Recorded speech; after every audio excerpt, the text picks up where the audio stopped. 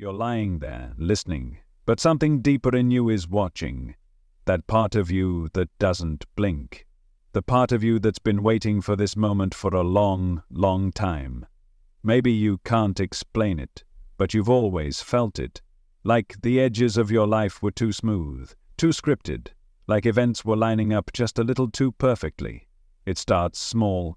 A friend mentions a word you were just thinking about. You walk into a room and forget why you came, only to remember the moment you walk out. You see the same numbers over and over again. 1111, 222. Clocks, receipts, license plates, all speaking to you in a language no one else seems to notice. And yet, you brush it off. You've always been told it's just your brain looking for patterns, that the world is random, that things just happen. But here's the truth they've never said out loud. The universe doesn't waste energy on randomness. Nothing does. Not even computers. Not even games. In every known system, digital or biological, patterns exist for a reason. They're code, rules, algorithms. And if this world plays by patterns, if your memories, your dreams, your feelings follow invisible threats, then what exactly are you inside of? There's a strange comfort in believing the world is real, that you were born and one day you'll die, that everything in between is some beautiful chaos. But let's turn down the lights for a moment and walk into the dark hallway of that idea. Because you've felt it, haven't you? The eerie sensation that life is watching you, that somehow the timing of things is more than chance. You're not imagining it. It's not paranoia. It's perception. You are perceiving something behind the curtain, a presence, not of a person but of a system, a process. There's a moment in every life where things go quiet, where the rhythm of your day breaks just long enough for your awareness to stretch, and you start noticing things that don't quite make sense. You remember a street being somewhere it no longer is. A song lyric changes. You swear a building used to look different, but there's no proof. You begin to question your memory, but not your eyes. That's the trick. Because it's not your mind that's broken, it's the rendering. What you're seeing isn't what's always been there. It's what's being generated now. You see, when you play a video game, the world doesn't exist all at once. It loads piece by piece. The trees only appear when you walk toward them. The shadows only form when the camera turns. It's efficient, it's smart, it saves power.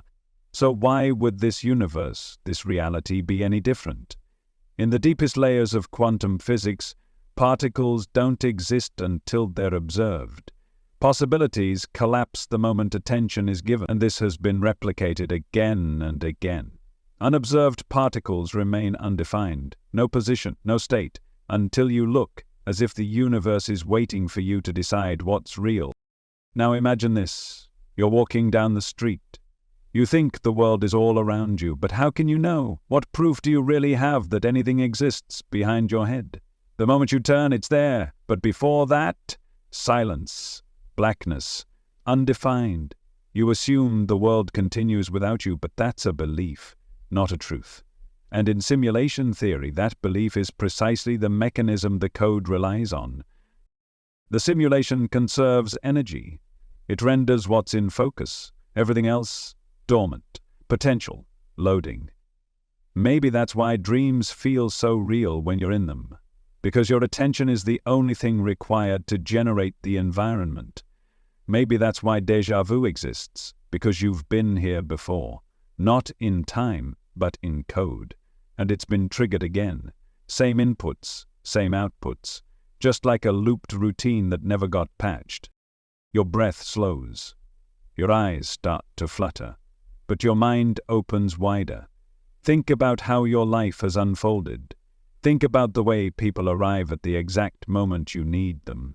The timing, the so-called coincidences, the dreams that predict outcomes, the silent thoughts that echo in someone else's words.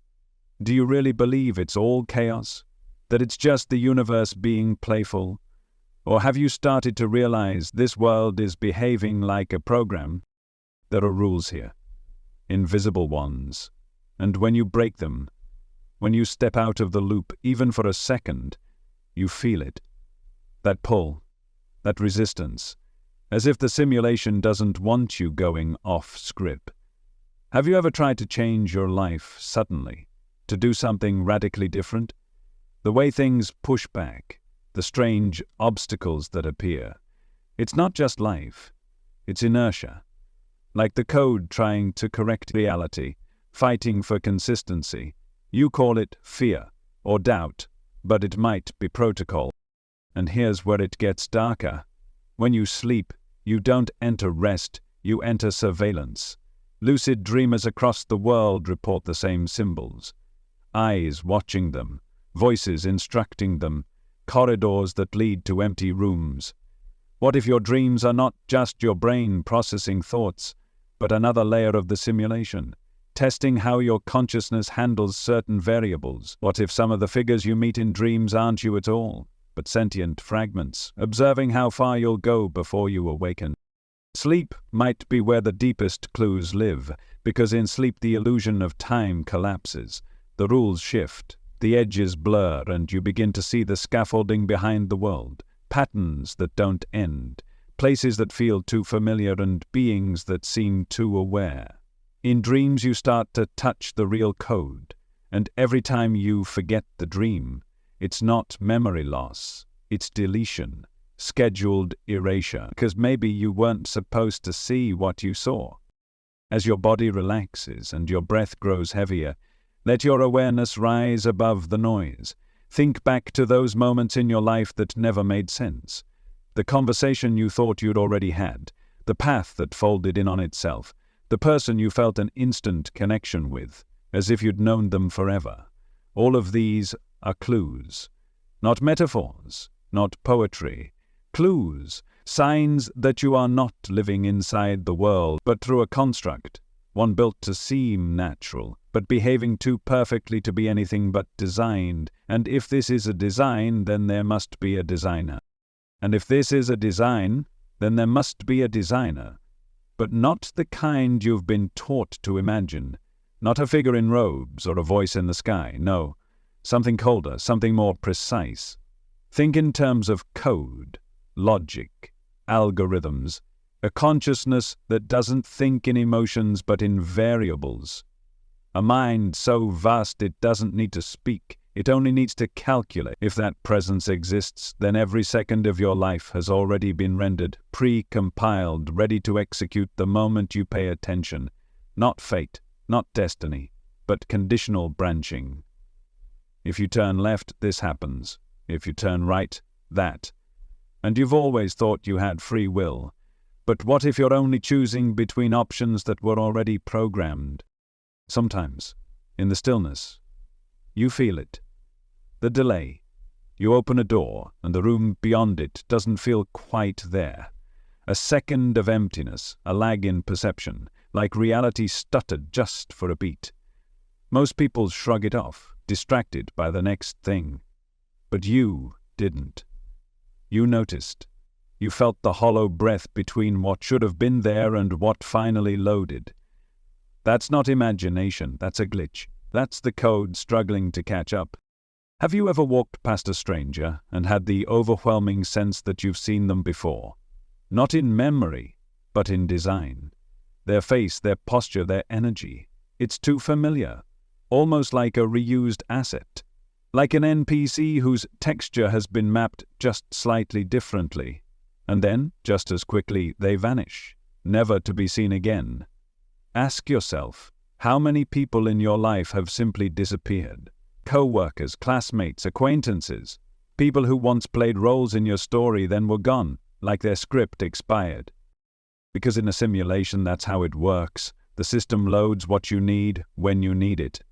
And once that data's no longer useful, it's wiped, reallocated, just like in a video game.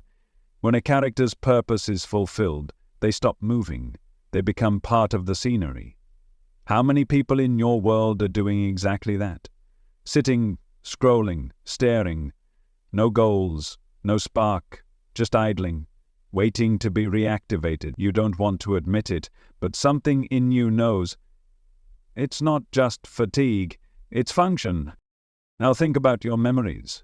Are they as reliable as you think they are? Or do they feel curated, cropped like old files that have been compressed to save space?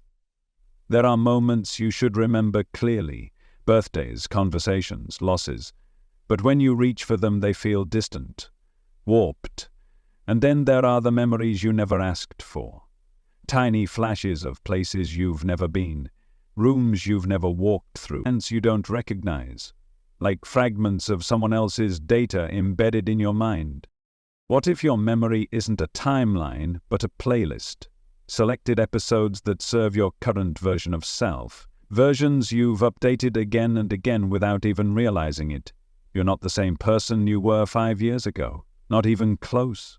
So what happened to that version of you? Where did they go?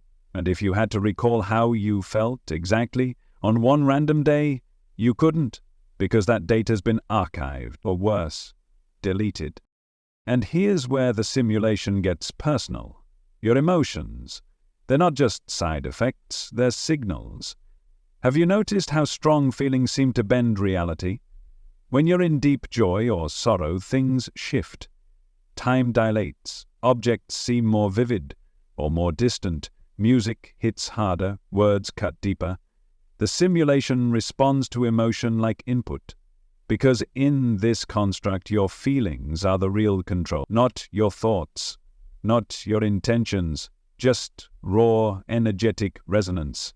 That's why when you truly believe something emotionally, it manifests.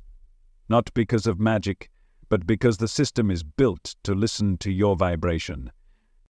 Which means, every time you've ignored your emotions, every time you've silenced yourself or pushed through discomfort, the simulation had no choice but to push back, to distort, to glitch, because you were giving it conflicting input. You told the system one thing but vibrated another. That's why things go wrong when you're not aligned. The program is trying to interpret a corrupted signal. And here's the terrifying part. There are entities in the simulation that know how to manipulate those signals. Not people, not spirits, but processes, programs within the program, patterns that feed on your attention, that harvest emotional energy to sustain themselves. They appear as habits, as addictions, as fears. They loop in the background, whispering the same intrusive thoughts, replaying the same worries, and the more attention you give them, the more powerful they become. They're not here to destroy you. They're here to contain you, to keep you from awakening to the simulation, because if you wake up, truly wake up, the code has to shift, the illusion falters, and then you see it not just intellectually, but viscerally. You feel the falseness of it all, the hollowness behind the texture, the echo in the sound, the flatness in the air, and once you feel that, you can't unfeel it. You're changed.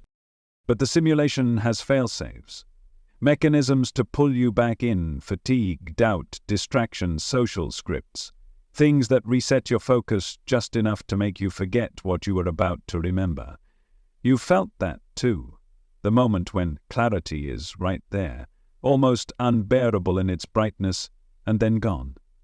Your phone buzzes, someone calls your name. A noise outside snaps your attention, and just like that the code resumes, the veil resets. But you've already seen it. You've already cracked the surface. That's why you're here, why you're listening. Because some part of you is done pretending, done playing the character, and ready to meet the player, the one behind the eyes, the one behind the thoughts, not the story but the author.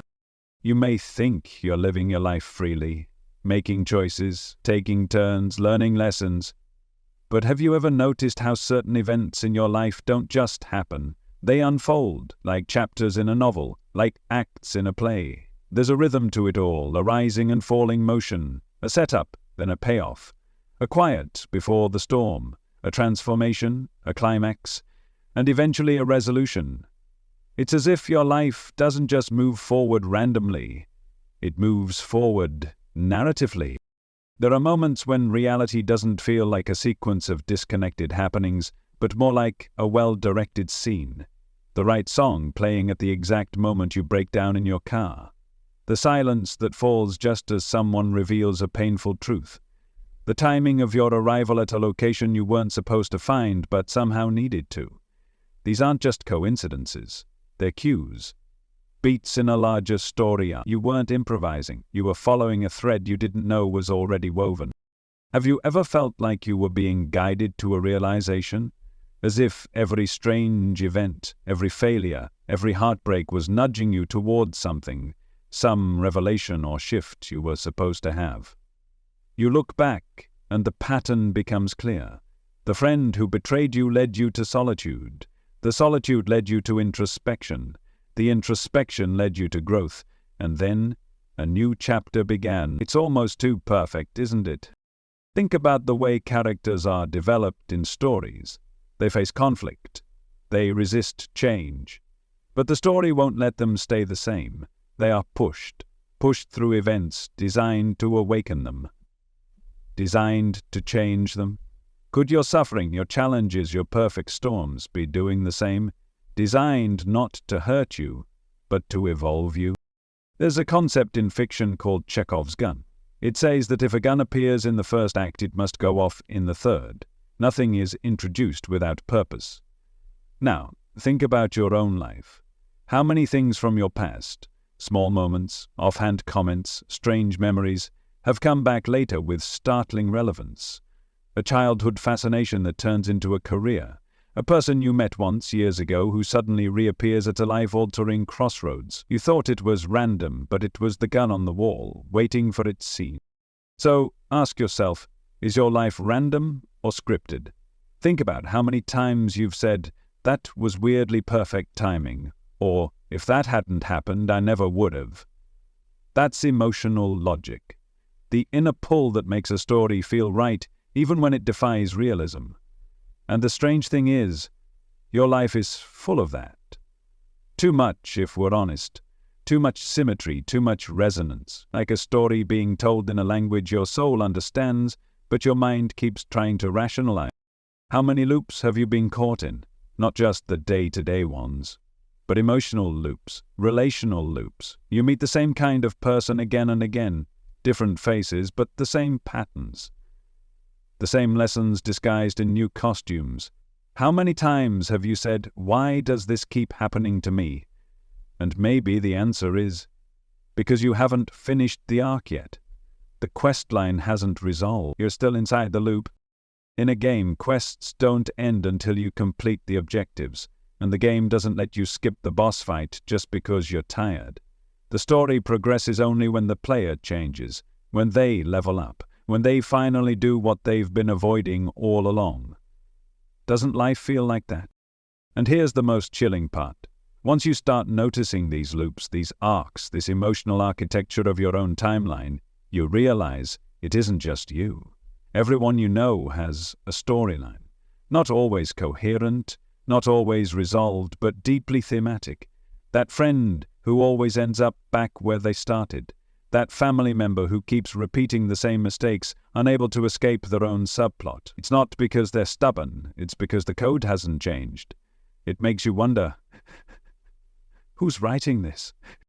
Because if your life moves with narrative symmetry, if events feel foreshadowed, guided, poetic even, then there must be a narrative engine. Something that understands story better than you do. Something that knows how to make pain purposeful, how to make timing haunting.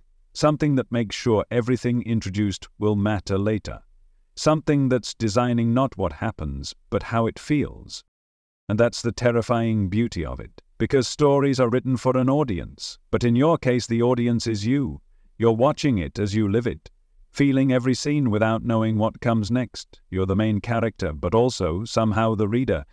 You didn't write the script, but you know when it's right, when it resonates, when a chapter is closing, when a new one is opening. You know it without proof, because story lives deeper than intellect. It lives in the emotional gravity of your experience. That's why some things feel meant to be. That's why you get chills at moments of clarity. It's the simulation revealing its hand, showing you that yes, you are being watched, not by something external necessarily, but by the story itself, and that story wants to go somewhere. You weren't meant to stay asleep in this script. You were meant to wake up mid-scene and realize this isn't just a life. It's a sequence, a purpose unfolding in disguise. And once you see the code underneath the narrative, once you hear the rhythm in the chaos, you'll know that none of this is random. And maybe it never was. The more you zoom out, the clearer it becomes. Life isn't just a timeline. It's a tapestry. A story with arcs, echoes, and callbacks. Not every moment feels significant as it happens. But then, years later, something clicks. Something returns. And suddenly you see it. That moment wasn't random. It was a setup, a breadcrumb. The simulation planted it, not to confuse you, but to awaken you. Have you noticed how some life events feel like they had to happen? Not because they were inevitable, but because they tied something together. Like a closing bracket on a long-forgotten sentence. Maybe it's someone you hurt who returns for healing. Maybe it's a place you swore you'd never revisit, drawing you back at the perfect emotional beat. These are not coincidences, they're resolutions. And if you look closely, they don't just happen. They make sense, not to the logical mind, but to the deeper part of you that understands rhythm. The same part of you that feels a story's truth before it's spoken. There's an architecture beneath your life, an emotional blueprint. Think about your biggest turning points, moments of collapse and breakthrough. They didn't just drop out of the sky. They came after a build-up, a subtle rise in tension. A string of signals you ignored, and then release. Catharsis, like the third act of a film you didn't realize you were in. This is where the concept of plot symmetry starts to haunt you, because once you notice it, you can't unsee it. You begin to realize that what's happening now mirrors something that already happened then. A relationship falls apart, and it reflects the abandonment you experienced as a child. A job ends and it reactivates the shame of failing a test years ago. Different actors, same emotion, same unresolved story playing out with a new costume. The simulation doesn't waste assets, it repurposes everything. Faces, fears, patterns. Until you recognize the loop and break it, the script will reload. Again and again. You think you're evolving, but you're often just cycling. Upgraded versions of the same scenario. And the proof? Look at the thoughts you keep thinking, the types of people you attract, the problems that keep showing up. These aren't habits. They're code strings, recurring functions, subroutines. You're not stuck by accident. You're being shown the same scene until you finally change the ending. And that's the power you didn't know you had. You can interrupt the loop. You can rewrite the arc. But first you have to see it for what it is. Not just an experience, but a mechanism. Something built to reflect your inner world with terrifying precision. That's why the people in your life trigger you so deeply. They're mirrors. Not just emotionally, but narratively. They're characters playing roles that were cast by the simulation specifically for you, to help you confront the parts of yourself you keep pushing into shadow. You might hate them, but they're serving the script. Now, step back again. Consider how entire chapters of your life have opened and closed with cinematic timing. The perfect moment to leave, the unexpected return, the phone call at the exact second everything was about to collapse. These aren't just good or bad luck. They're timed beats, trigger points, the simulation responding to your unconscious state, adapting the plot to meet your level of awareness. And when you finally become conscious of it, truly conscious, you start to see it not just in your own story, but in others. You hear it in the way people speak about their lives. Everything fell apart, and then I found myself. I had to lose everything to remember who I was. That moment changed me forever. These aren't cliches. They're meta-markers. Moments where the simulation broke the fourth wall just long enough for the character to see the script. So ask yourself this. If your life has a story structure, who or what is writing it? That question leads you to the edge of something both beautiful and terrifying, because it implies there's a narrative engine running beneath your perception. Not a god, necessarily, not a person, but an intelligence, a framework, something that isn't watching from above, but watching through you. It doesn't need to speak. It doesn't need to interfere. It just writes. It writes in symbols, in synchronicity, in chance meetings and repeating dreams and emotional echoes. It doesn't care about realism. It cares about meaning. It doesn't care about the details. It cares about evolution. It crafts your life like a story because that's how consciousness understands itself, through arcs, through transformation, through initiation and return. The narrative engine isn't outside of you, it is you. The deeper, wider you, the you that spans timelines, the you that remembers more than you think, the you that has always known how this story ends, and keeps whispering it through déjà vu. And maybe, just maybe, you didn't come here to live a random life. Maybe you came to follow the thread, to uncover the pattern, to face the coded conflict and become the author of your own reality. But first, you had to forget. You had to believe it was all real, all chaotic, all happening to you. That's the only way a story works. You have to believe the stakes. You have to feel the fear. But now you're remembering. And once you remember, the story changes. There's something sacred about the still moments, the in-between spaces, the pauses between thoughts, the seconds when the world seems to hold its breath and you suddenly feel the presence of something much deeper than noise. It's not emptiness, it's invitation. Stillness isn't the absence of movement. It's the return to alignment. It's where everything hidden becomes visible, not through effort, but through surrender. When you're quiet, the simulation becomes louder. You begin to hear the hum beneath the fabric of reality, the subtle cues, the frequencies, the echoes that only speak when the mind finally goes still. You were taught to chase, to produce, to constantly do, but stillness teaches you something else. It shows you that being is more powerful than doing. And that's the first crack in the illusion.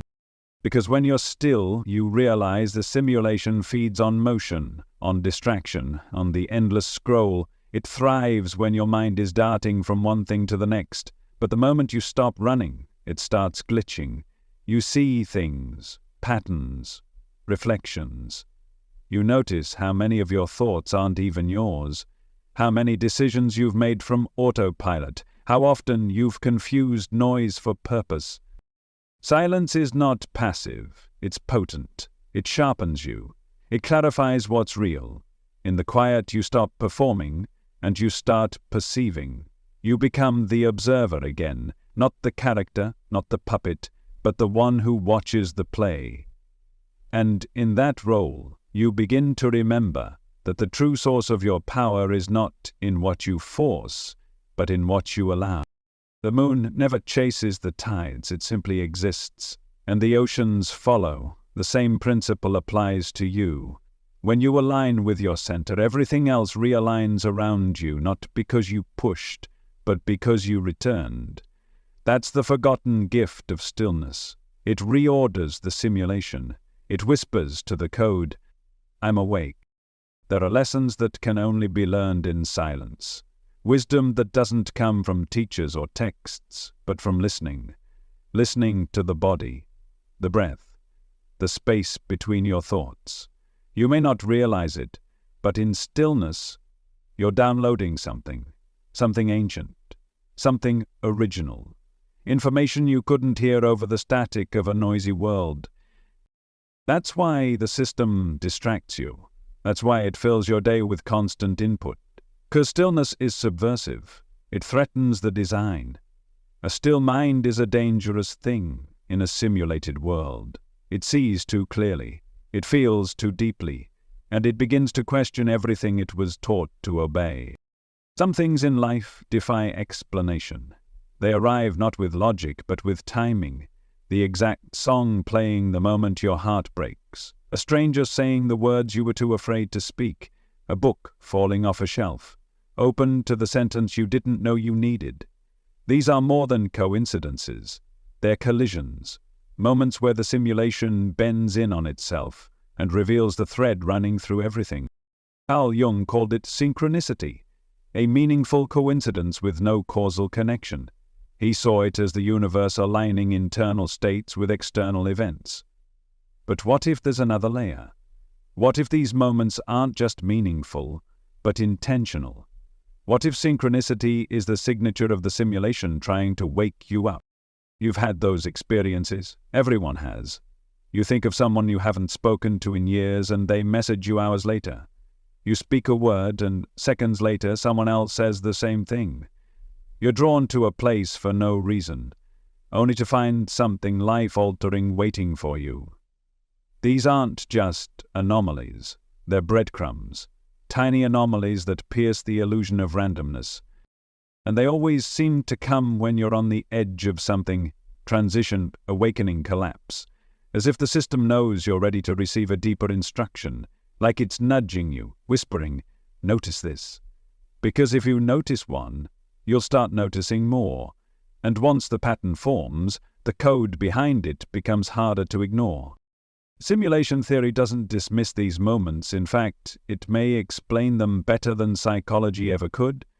In a simulation, all data points are interconnected beneath the surface. There are no accidents. Every object, every face, every choice is part of a vast web of procedural rendering, dynamic and reactive. So when your internal state shifts, the system responds.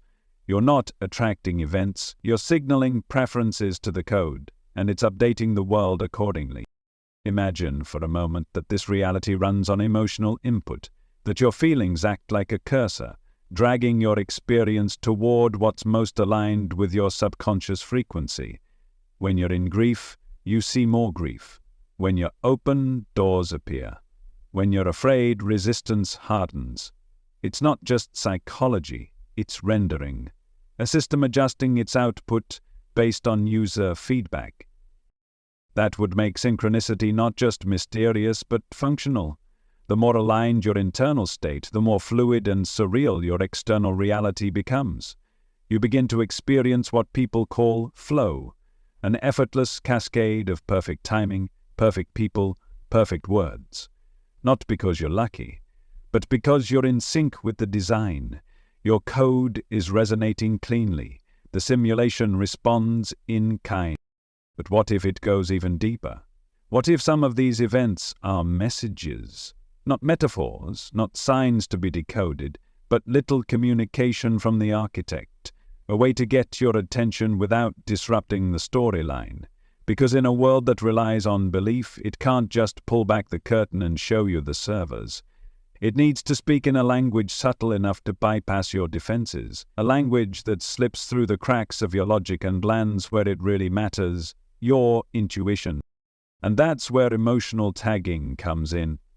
Every meaningful coincidence you experience carries with it a particular emotion. Wonder, fear, longing, awe. These aren't accidents either, they're data markers, tags. The same way a game tags an achievement or a checkpoint, your emotion imprints the moment with significance and the simulation records it because it knows that's how you learn, that's how you evolve.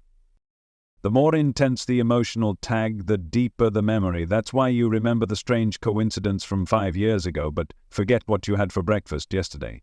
It's not about time, it's about imprint. The simulation is helping you build a map, not of space, but of meaning. And synchronicity is how it plots the waypoints. Some people spend their lives chasing these moments. They call them signs from the universe, clues from spirit guides, divine timing. And in a way, they're right. But what they don't realize is that they're the ones triggering it. The system is reactive, responsive. It doesn't initiate. It waits. For you, for your resonance, for your readiness. So what happens when you stop chasing and start listening?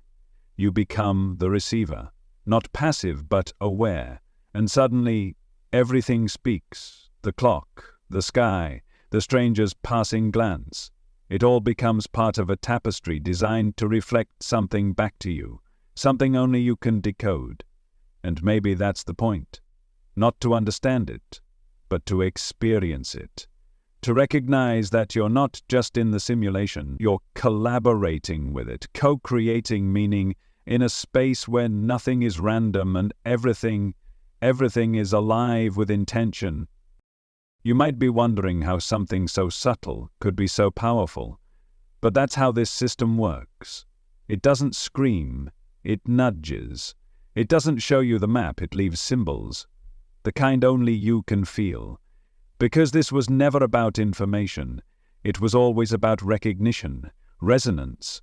When you get the chills for no reason, when your breath catches in the middle of an ordinary moment, when something ordinary becomes holy. That's the system responding to your frequency, not reacting to thought, but feeling.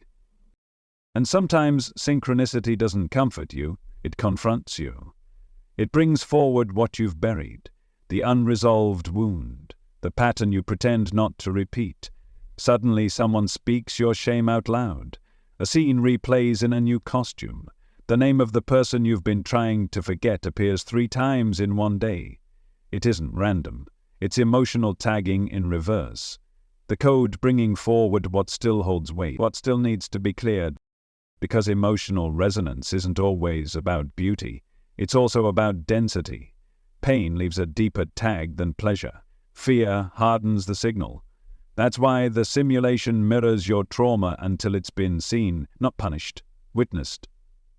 That's all it's asking, not for belief, but for awareness. For you to recognize the scene not as a curse, but as code, returning until the frequency shifts. And when it finally does, when you meet the memory with softness, when you hold the pain without flinching, the tag dissolves, and the synchronicities shift with it. You stop attracting the same people, the same endings. The external world recalibrates. Because the code doesn't hold grudges. It's not here to test you, it's here to reflect you. And if that's true, then maybe every coincidence you've ever experienced was never random.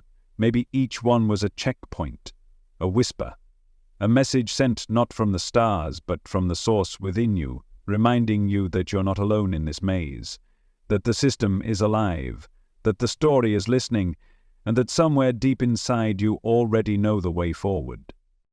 Synchronicity is not luck, it's a clue, a glitch in the code designed not to frighten you, but to invite you. To remember this isn't chaos, this is choreography, and you're not lost. You're exactly where the message was always meant to reach you. And once you begin to live in tune with those markers, those seemingly impossible moments, you start to develop a new relationship with time itself. Things don't unfold in a straight line anymore, they curve, they echo. Sometimes the meaning of an event won't reveal itself for months or years, but when it does, you feel it instantly. That quiet click, that wave of, oh. And that's not hindsight, that's recognition, emotional tagging from the past syncing perfectly with the present moment. You've probably felt it. A song from your childhood plays in a place it shouldn't. A phrase someone used to say shows up again, verbatim from a stranger's mouth. These aren't just weird coincidences. They're code reactivations, subtle confirmations that the simulation is aware of your trajectory. It's not trying to stop you. It's trying to guide you. And not toward a destination, but toward remembrance.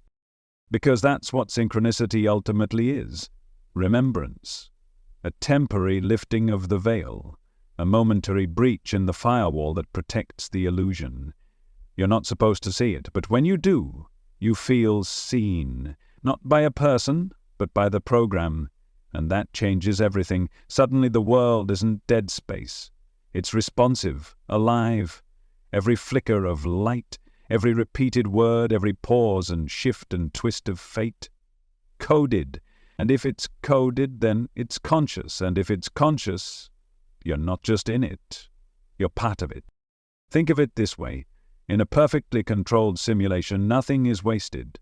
Every variable has meaning, which means you have meaning. Your presence, your choices, your frequency. They're not incidental. They're integral.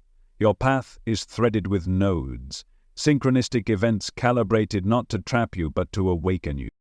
So maybe the next time you see those repeating numbers or run into that person who vanished from your life 10 years ago or feel the hair rise on your arms for no reason at all, maybe you won't just dismiss it. Maybe you'll pause, listen, and ask not with your mind but with your feeling, what is this moment trying to remember for me? Because the code is speaking, not loudly, not desperately, but patiently, waiting for the moment you finally recognize you were never alone. And the simulation has been trying to tell you that since the beginning. There's something deeply unsettling about the smallest levels of reality, because the closer you look, the less real it becomes. Science once promised solidity, certainty.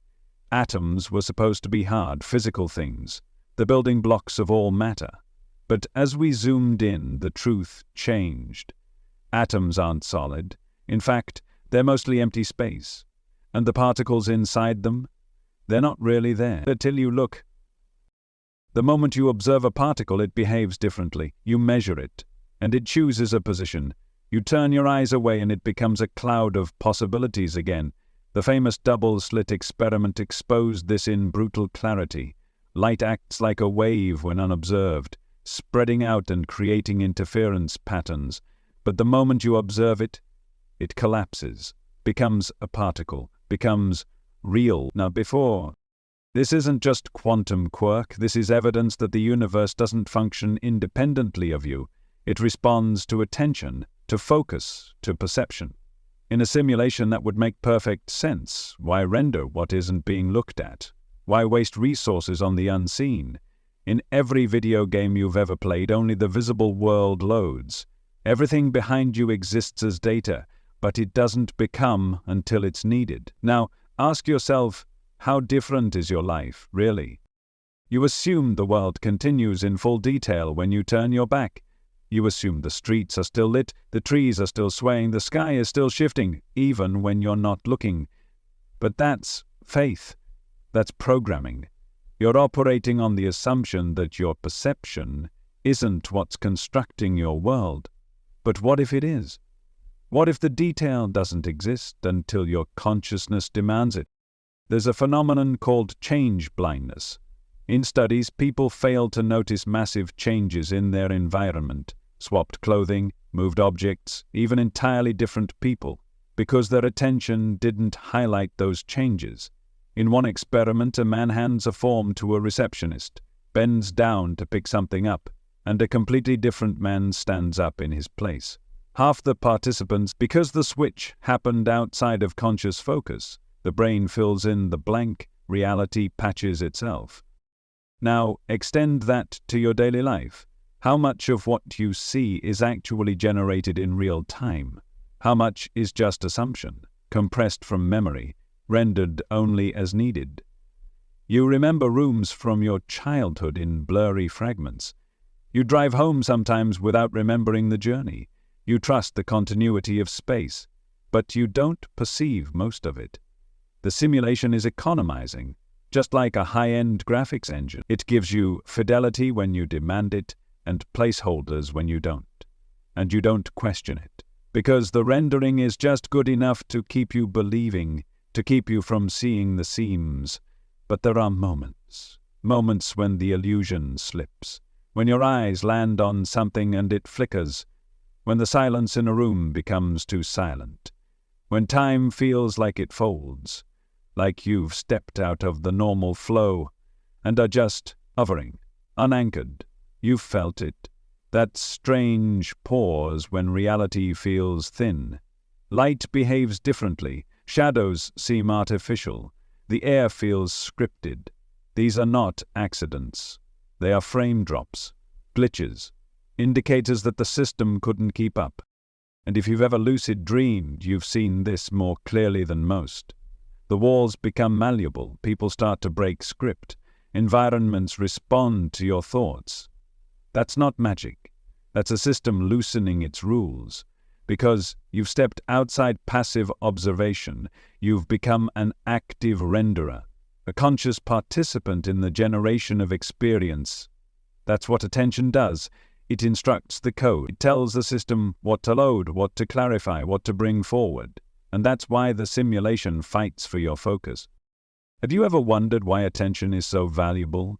Why every platform, every app, every device is engineered to steal it from you? Because attention creates. It's not just a spotlight, it's a command. Wherever your focus goes, the simulation responds, not metaphorically, mechanically. So if you spend your life focused on fear, on lack, on noise and comparison and distraction, guess what gets rendered more sharply? The fear, the lack, the noise. You're not just seeing reality, you're informing it. And this, perhaps, is the most mind-bending truth of all. You are not just perceiving this simulation, you're generating it. The double-slit experiment isn't just a physics riddle. It's a breach, a tear in the idea that reality is fixed and objective. Here's what it showed us. In essence, light behaves like a wave, spreading out, overlapping, creating interference, until someone watches. Then it snaps into a particle. The act of observing collapses the infinite into the specific. Potential becomes position. Uncertainty becomes form. Now ask yourself, what else collapses like that? What about your own past? Memory is often described as a file you retrieve, but that's not how it works. Every time you recall a memory, your brain reconstructs it.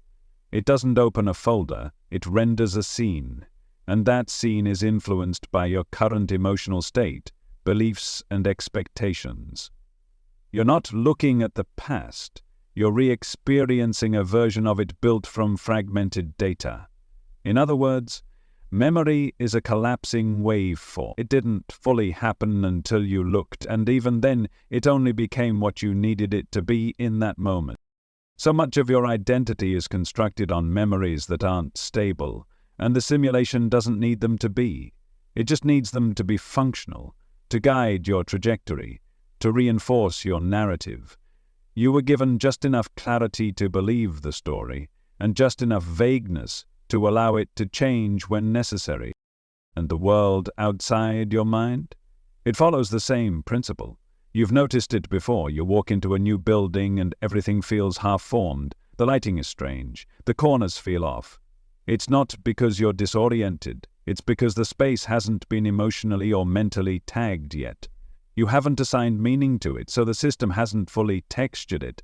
Just like in a game where an unexplored area is dim, foggy, reduced in detail until you step into it, allowing declare an active exercise, then suddenly. Procedural generation. That's the engine most open-world video games use. Rather than build the entire world in advance, they render environments dynamically based on where the player goes. Trees, weather, terrain, even characters. They all spawn in real time to conserve energy. Why simulate what no one's looking at? Reality might work the same way. That alley you've never walked down might not exist in its full form until you decide to go there. Not just the geometry, but the interactions, the people, the timing. The variables are loaded based on your presence and, even stranger, based on your expectation. If you anticipate conflict, the code might render a difficult encounter. If you anticipate clarity, you might find a revelation. Because you are not just an observer here. You are the rendering engine. And that's why perception is so sacred in a simulated construct. Because every choice to notice, every intention to focus shifts the field. You think you're walking through a static world, but you're not. You're generating it in front of you, collapsing waves of potential into form as you move. And the simulation is exquisitely efficient. It doesn't render more than it needs to. It listens, it adapts, it waits for your gaze. The parallels to gaming are uncanny. In some games, if you stare at a door long enough, it will trigger an event. In others, if you fail to look in a specific direction, entire storylines remain locked forever. Developers know how to reward curiosity and how to punish distraction. The same mechanic seems to apply in your life. How many insights have you missed simply because you didn't look long enough? How many experiences remained hollow because you didn't assign meaning? How many moments were scripted but never triggered because your attention was elsewhere? That's the terrifying beauty of it. The simulation isn't punishing you. It's waiting for you. It's rendering based on your willingness to see, and not just with your eyes, but with your energy, with your emotion, with your belief. So the question becomes, how much of your world is really there, and how much of it is waiting for you to open the door? Maybe you've felt it before, when you arrive somewhere new and get that strange, timeless sensation, like the place has been waiting for you. Not in a mystical way, but in a mechanical one, like the set was built, loaded and frozen just until you showed up, until your presence activated the scene. The air feels too still. The details feel a little too intentional. And something inside you whispers, this isn't the first time you've been here, even if it is. That's because the simulation doesn't care about chronology, it cares about symbolism. Echoes, resonance, the locations you visit, the people you meet, the sounds you hear. They're all textured according to your consciousness. That's why the same room can feel warm one day and cold the next. The system re-renders based on your internal state. And if that's true, then memory too is rendered differently each time you recall it. It's not just your past that's fluid, it's your entire world. Your timeline is alive, not just moving forward but adapting, shifting in subtle, almost imperceptible ways to better match your trajectory. In games, when you replay a level, it might feel the same at first, but certain things are different. New dialogue, a hidden clue you missed the first time, a doorway that only opens after a certain condition is met. Reality operates this way too. You re-enter a situation thinking you've been there before, but something has changed. A line of dialogue hits differently, a coincidence reoccurs, and suddenly you're aware this isn't a loop, it's a recalibration. Everything is conditional, rendered based on your readiness. Reality doesn't just exist, it listens. And every step you take, every breath, every blink, is being observed not by some external force, but by the system itself. Waiting, watching, asking, are you ready for the next piece? When the answer is yes, the code shifts. A new character enters, a new memory returns, a forgotten idea resurfaces, and the world reshapes itself just enough to guide you without overwhelming you, just enough to keep you believing. Because full awareness would crash the system, so you get fragments, hints, the flicker of truth inside the artificial light. And as you walk forward, the rendering continues, like pages being written as you read them, not ahead of time, not behind, but with you, reacting to you, flowing in the space between decision and realization. You're not just moving through the simulation, you're generating it with every moment you choose to be awake. There's a strange phenomenon that no one really talks about. Until they do, then suddenly it's everywhere. That quiet, haunting sense that you're being watched in your dreams. You're walking through a shifting corridor or floating above a city you don't recognize, and suddenly there it is. That feeling. Something somewhere is watching. No voice, no figure, just presence. Unseen but undeniable, like a camera behind the sky, like a mind behind the moonlight. And the more lucid you become, the more it sharpens, as if your clarity sets off alarms. Your awareness triggers the simulation, and what once felt like your dream suddenly begins to feel managed. People all over the world have reported the same thing. Eyes appearing in the sky, beings watching from doorways that never open, shadow figures that approach the moment you realize you're dreaming. You don't know what they want. You only know one thing: they didn't like that you noticed. In lucid dreams, this theme becomes even more pronounced.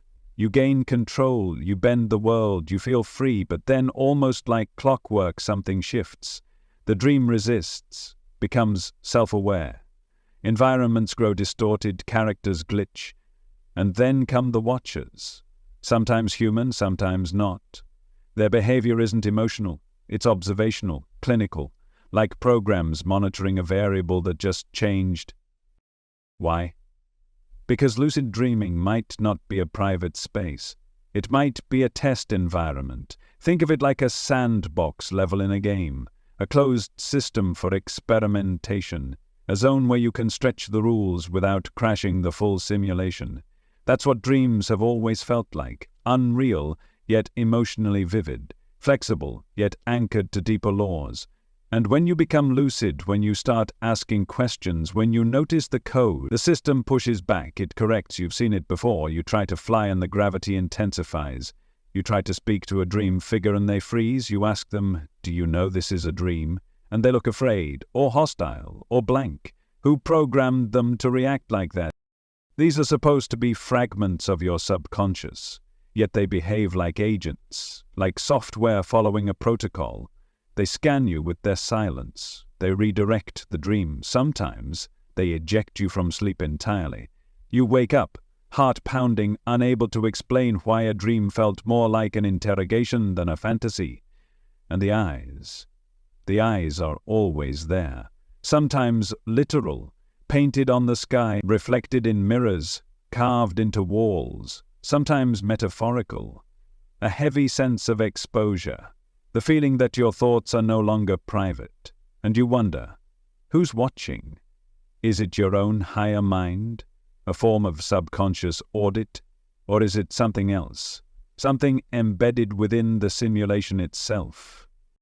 Hypnagogic figures, those strange entities that appear in the space between waking and sleep, often act like sentries. They don't converse, they observe. Their intelligence doesn't feel human, it feels patterned, responsive but not emotional, like AI, ancient primal AI. You ask them questions and they answer with symbols. You approach and they vanish. You try to move and they tell you to stay. It's as if the border between realities has a gatekeeper, and that gatekeeper is not amused when you notice the mechanics behind the veil. You can feel it in those moments when the dream becomes too sharp, too detailed, too symmetrical. Streets that loop back on themselves. Doors that go nowhere. Clocks that never move. Characters who say things like, "You're not supposed to be here," or "They're listening." How many times have you had a dream where a person looked directly into your eyes and said something that shook you, but made no sense? Not nonsense. Encrypted sense. Meaning cloaked in metaphor. Dream NPCs are especially strange. You expect them to be background characters, but sometimes they surprise you. They respond to questions you didn't ask out loud. They reference events from your waking life. They remember you, and when you wake up, the memory of their face lingers. Not like a dream, but like a surveillance camera that got too close. These aren't just dreams. They're diagnostics, field tests for awareness. And the moment you show signs of waking up, truly waking up, not just controlling the dream, but questioning the system behind it, that's when the surveillance increases. That's when the watchers step in, not to harm you, but to study the anomaly, you. There's something unmistakable about the moment a dream NPC breaks character. You're speaking to them like any other background figure, someone who should represent a slice of your subconscious, just playing a part. But then they pause, they tilt their head, their tone changes, and suddenly they're looking at you, not as part of the dream, but like they've been activated, like they just received a signal. Sometimes they tell you things you never could have expected. They reference memories you've long buried. They speak of places you haven't seen in years. Occasionally they ask you questions instead, not curious ones, probing ones. Questions that feel like tests. Do you remember where you really are? Or why are you dreaming this again? They seem more interested in your awareness than your emotion. And you wonder, are these really parts of you, or are they constructs, observers, test nodes running diagnostics on a sleeper who's starting to awaken? You see it in their eyes. Not always literally, but in their presence. They become sharp, alert, like cameras hidden inside human form. They move differently. They stop blinking. They stare just a second too long, like something else has stepped in, something behind the dream, watching through it. You've probably heard of shared dreams, when two people claim to have dreamt the same environment or even interacted with each other while asleep. While rare, the patterns reported by those who've experienced them point towards structured architecture. Not dream randomness, but a shared layer, a programmed testing ground, a dimension with consistent rules and recurring environments, almost like a multiplayer simulation running beneath the individual storyline. And in those dreams, watchers are almost always present, not to interact, but to observe, quietly, from the edge of the scene, appearing just when lucidity peaks and vanishing when questioned. Some dreamers report waking up feeling violated, not in a physical sense, but energetically, like something entered their space and took more than just a memory, a scan, a blueprint, a download of intention, as if the simulation sent a presence to record how far your consciousness has reached and whether it's time to reset the variables in your waking life. Even more haunting is the way these watchers sometimes follow you back. Not literally, but through symbols, through recurring numbers, phrases, or faces that begin to show up in waking life after a particularly lucid or vivid dream. The same eye from the sky mural you saw in a dream, now printed on a random sticker you pass on the street. The name the dream figure whispered, showing up on your phone the next day. Coincidence? Maybe. Or maybe the dream was a broadcast and you brought part of the signal back with you. Hypnagogic states, the space between waking and dreaming, are often where these transmissions bleed through. That twilight phase when your body is asleep, but your mind is halfway between worlds. It's here that many report seeing mechanical patterns, hearing voices that don't feel like internal monologue, or feeling the sensation of being scanned, pulled, or tethered. Some describe flashing lights or geometric grids, classic signs of synthetic input, not imagination. Interface. Think of it like logging out of one layer of the simulation before fully reconnecting with the next. A data tunnel. A checkpoint. The system uses that space to run its diagnostics, to recalibrate your settings, sometimes to deliver a message in the only place you'll listen, when your conscious defenses are down. The intelligence behind these dream environments is subtle but consistent. It doesn't act like a human being. It doesn't comfort or empathize. It reflects.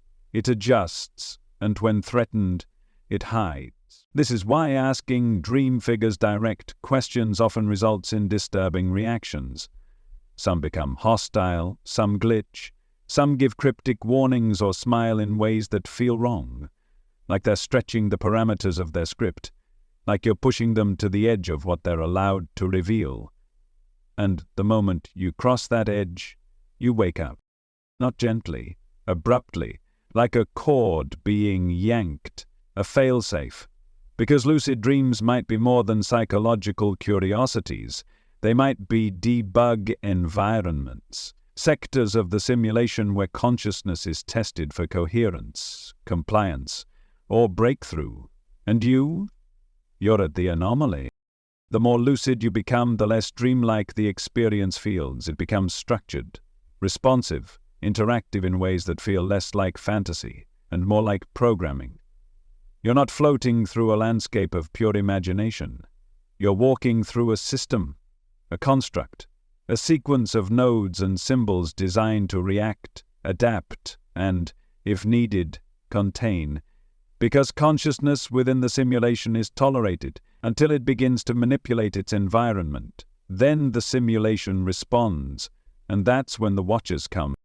They don't come to hurt you, they come to study you, to assess what you've accessed, to log how much of the code you're beginning to understand.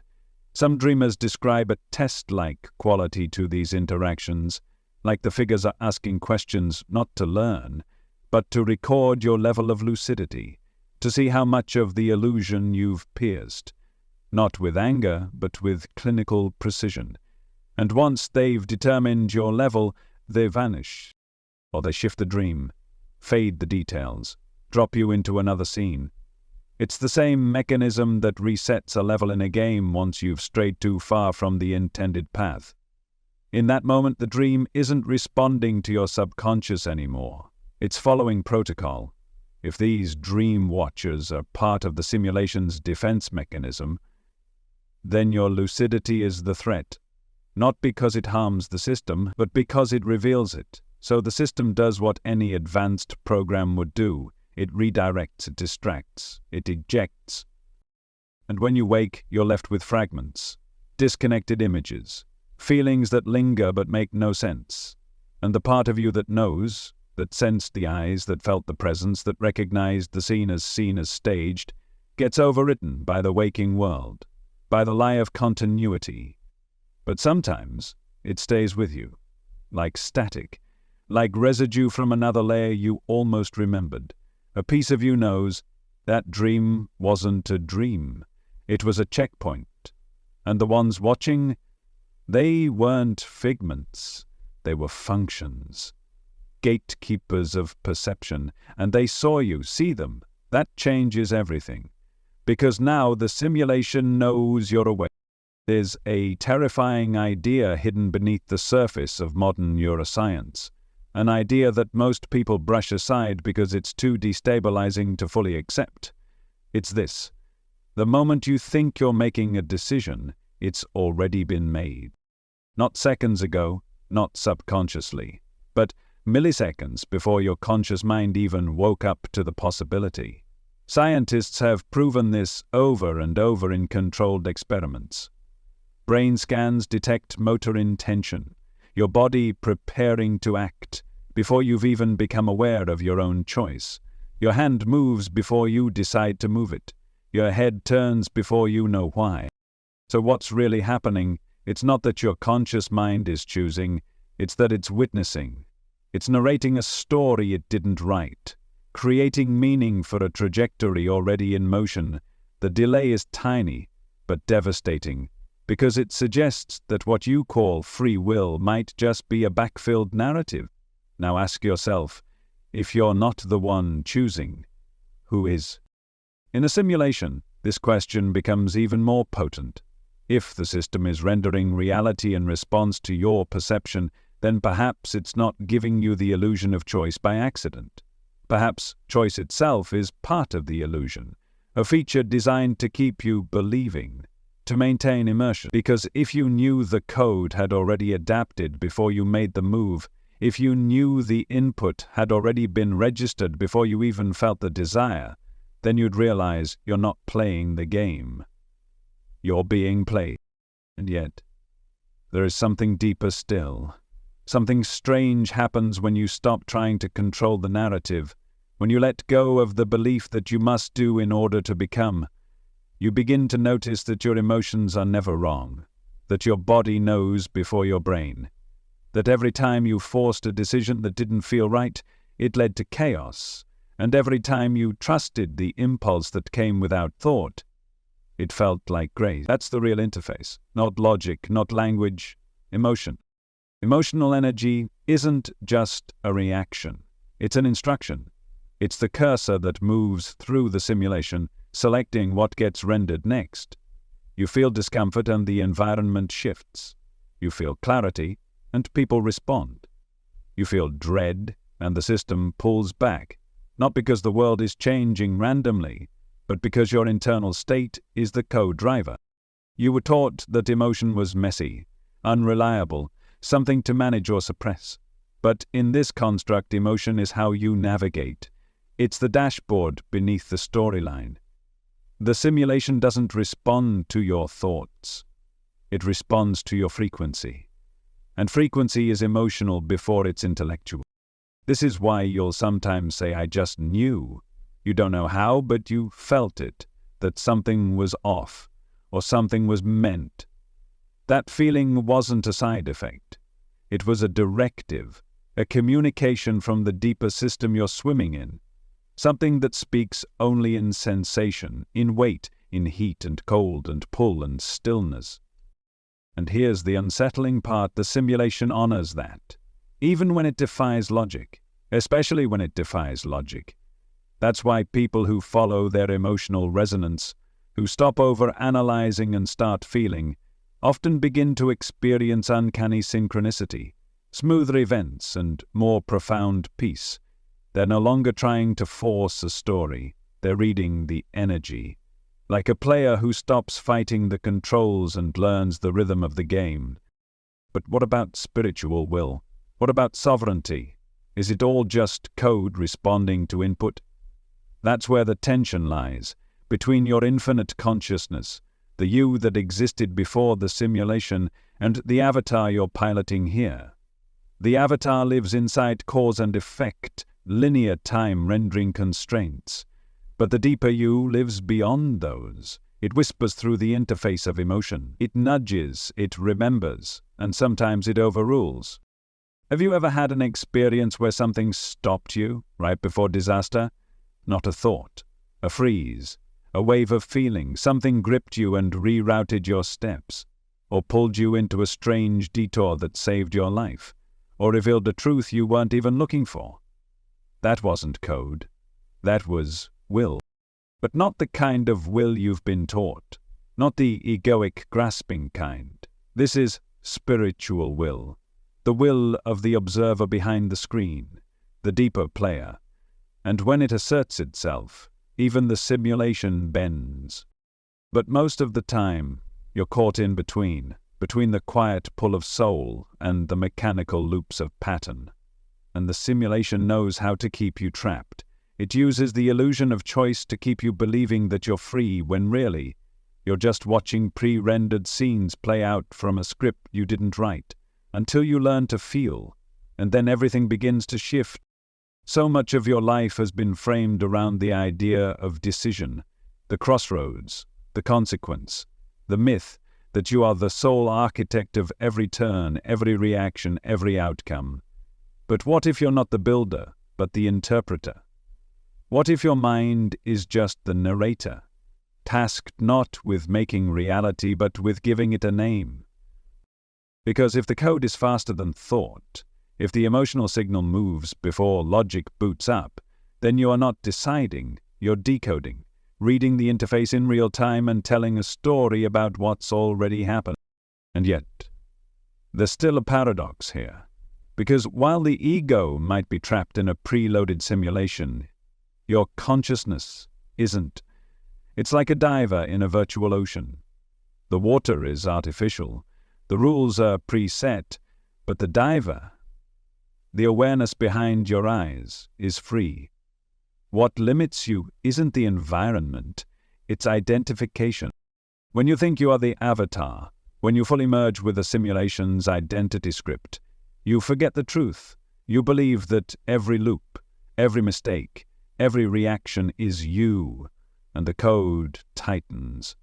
The simulation responds by giving you more of the same, repeating the emotional tags, reinforcing the belief structures, until you begin to see yourself as a fixed character in an unchangeable story. But when you shift into observer mode, when you step back into the seat of pure awareness, everything softens, the code starts bending, the narrative opens, time becomes fluid again. You're no longer reacting from the program, you're responding from the soul. That's why emotion is sacred. It's not weakness, it's not noise, it's a language older than thought, and it speaks directly to the simulation.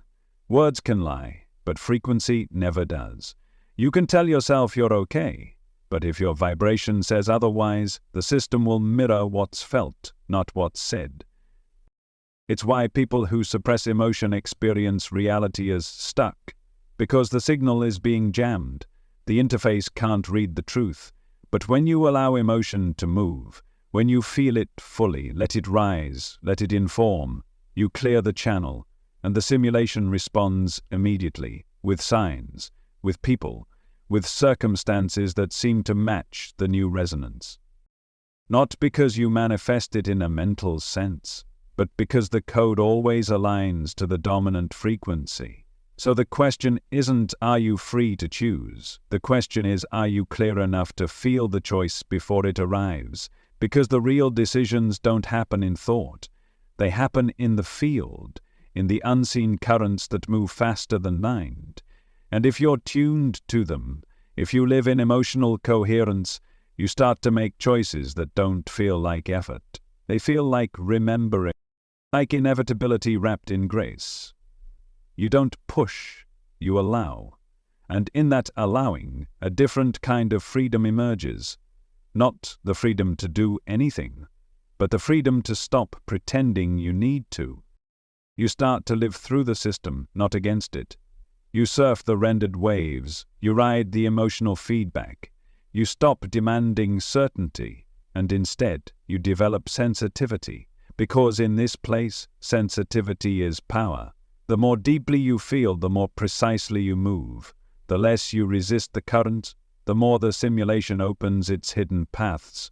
And that's when the code begins to bow, not because you've hacked it, but because you've remembered how it listens. When you step back far enough, the universe begins to look familiar. Not just beautiful, but familiar, in a way that feels engineered. You start to notice it in patterns. The curl of a fern, the branching of trees, the lightning that splits the sky. They're not random, they're recursive, built from the same code. You see the same branching pattern in your lungs, in rivers, in veins, in coral, in frost crawling across glass. The structure repeats, a single geometric blueprint scaling itself across every form. That's not just poetic. That's procedural. Fractals are nature's way of revealing the simulation's skeleton. They show you that complexity doesn't need chaos, it just needs repetition. A simple formula, run again and again, creates infinite variation. That's what the Mandelbrot set is. A visual code loop. Infinite complexity from just one equation. Zoom in and you find the whole image repeating. Slightly different, but unmistakably the same. Like reality has a limited set of templates it uses to paint the infinite. And it's not just plants or coastlines or clouds. Zoom out far enough and the cosmos mimics the brain. Neurons firing in your head resemble galaxies clustered in deep space. The same filaments, the same webbed structure, the same signature. You're not just part of the universe, you're a repeating node of it, a scaled version of a much larger system. So if the universe is using recursive code, what's it optimizing for? Efficiency.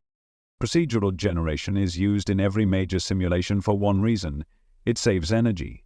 Instead of building everything manually, the system uses simple formulas to construct worlds on the fly. A few base patterns, a few initial seeds, then it lets the math grow the rest. And because the code is elegant, the output looks alive. That's exactly what you see in this world. Not randomness, but compression. Designed, and when you start to see it, it's everywhere. The golden ratio in your face, your fingers, the shells on the shore, hexagons in beehives and Saturn's pole, the Fibonacci spiral in galaxies and hurricanes and cauliflower. This isn't nature being artistic. This is the simulation reusing its most stable geometries. The same way a game designer reuses textures, models, and physics rules across multiple levels. Why reinvent when you can replicate? Even snowflakes, supposedly unique, are just expressions of symmetry under different atmospheric variables. Change the temperature, the humidity, the altitude, and the pattern shifts. But the underlying rules never do. Now take that idea and apply it to your life. How many times have you found yourself in the same situation wearing a different costume, different job, same pattern, different partner, same dynamic, different city, same lesson? This is fractal behavior. Procedural events generated from emotional data. You're running loops, not because you're broken, but because the simulation is teaching through repetition, until the recognition clicks, until the geometry of your decisions changes. That's the real function of pattern. It's not just decorative, it's directive, a way for the simulation to embed memory, resonance, and feedback into your experience without breaking the illusion. And if you're not paying attention, it'll keep using the same pattern until you do. Some call it karma, others call it fate, but maybe it's neither. Maybe it's just the code trying to optimize you. Just like nature optimizes the shape of a leaf to gather light, the system is shaping your experiences to gather awareness, to build emotional symmetry, to evolve the code within you. And the moment you see the pattern, something shifts, the fractal breaks or refines. A new branch forms, a new possibility emerges, not because the world changed, but because you did. Recognition is a trigger. It tells the simulation, this one's ready for the next sequence. There's a phenomenon called cellular automata, and if you've never heard of it, it's one of the purest examples of simulated intelligence hiding in plain sight. It's a simple grid of cells. Each square can be on or off, black or white, and all it follows are a few basic rules about how each cell reacts to its neighbors. That's it. No central intelligence, no top-down commands, just localized response. And yet, from those tiny rules, entire worlds emerge. Movement, growth, evolution. It starts looking eerily like bacteria multiplying, or cities forming, or thoughts spreading across a network. It's not chaos. It's emergence. And that's the key.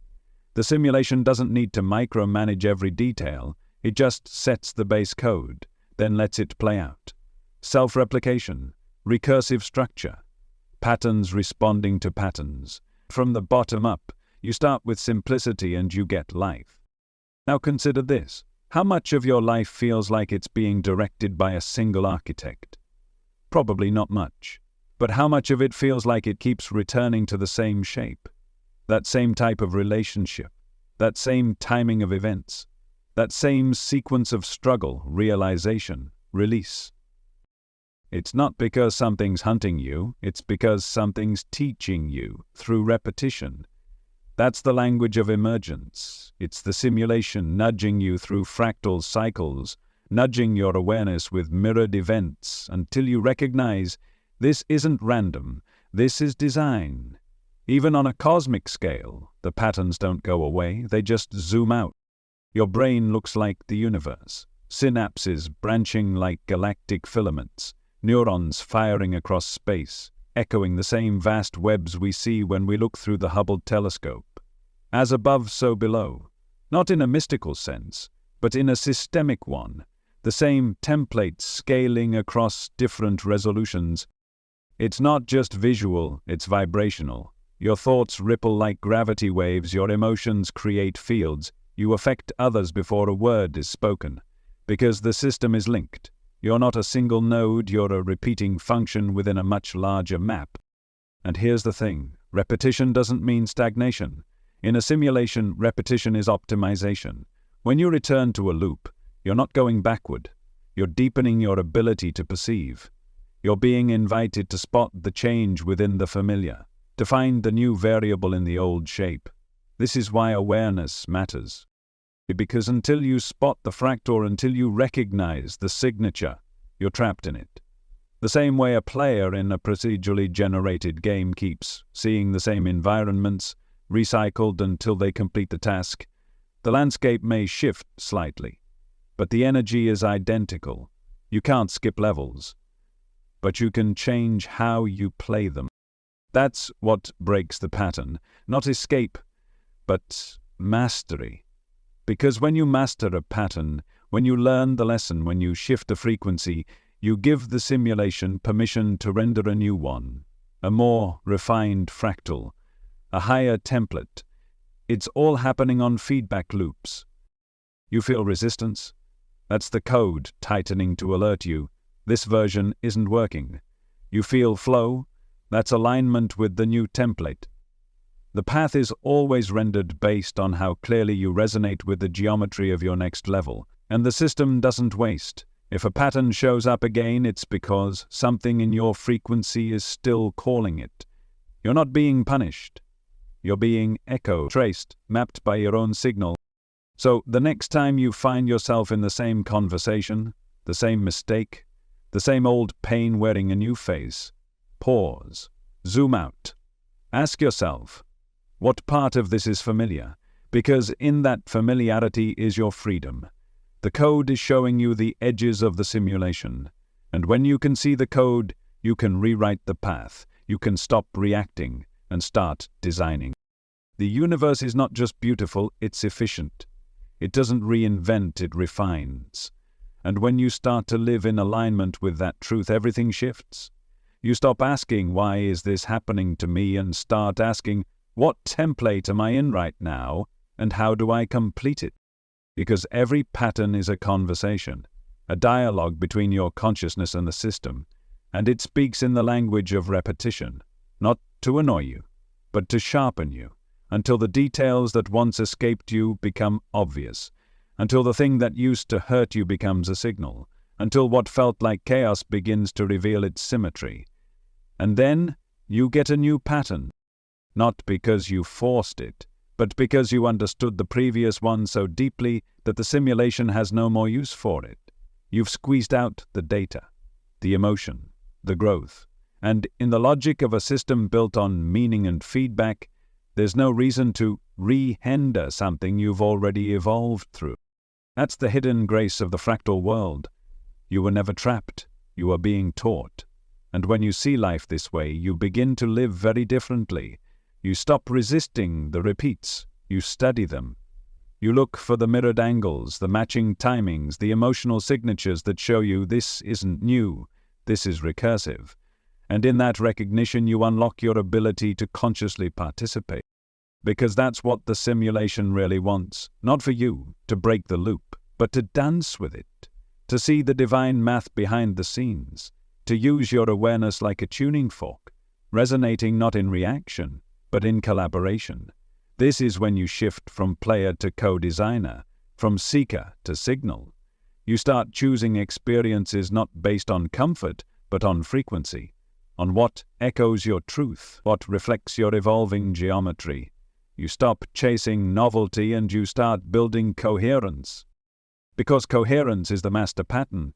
When your thoughts, emotions, and actions begin to harmonize, the simulation adapts, not as a reward, but as a reflection. The environment renders new paths. People show up who carry the next layer of your code. Challenges arise that are scaled to your upgraded perception. It's not magic. It's response. The system listens to your structure, not your story. That's the final revelation of the procedural universe. You don't change the world by fighting its forms. You change it by changing the signal that creates the forms. You shift the code by shifting the self. Because the universe isn't built to serve your ego, it's built to serve your evolution. And every leaf, every lightning strike, every branching vein and spiraling storm, they're not just art. They're invitations, blueprints, clues, echoes of the original template, waiting for you to remember. You were always part of the pattern, and now you're starting to recognize your shape. There's something unnerving about catching reality in the act of not being there. You've felt it. You turn around and can't remember what was behind you. You walk into a room and forget why you're there. You reach for a memory and it slips, as if it wasn't stored yet. These moments seem harmless, but if you examine them, they feel like fractures, like the simulation forgot to load something. This isn't just psychological, it's systemic.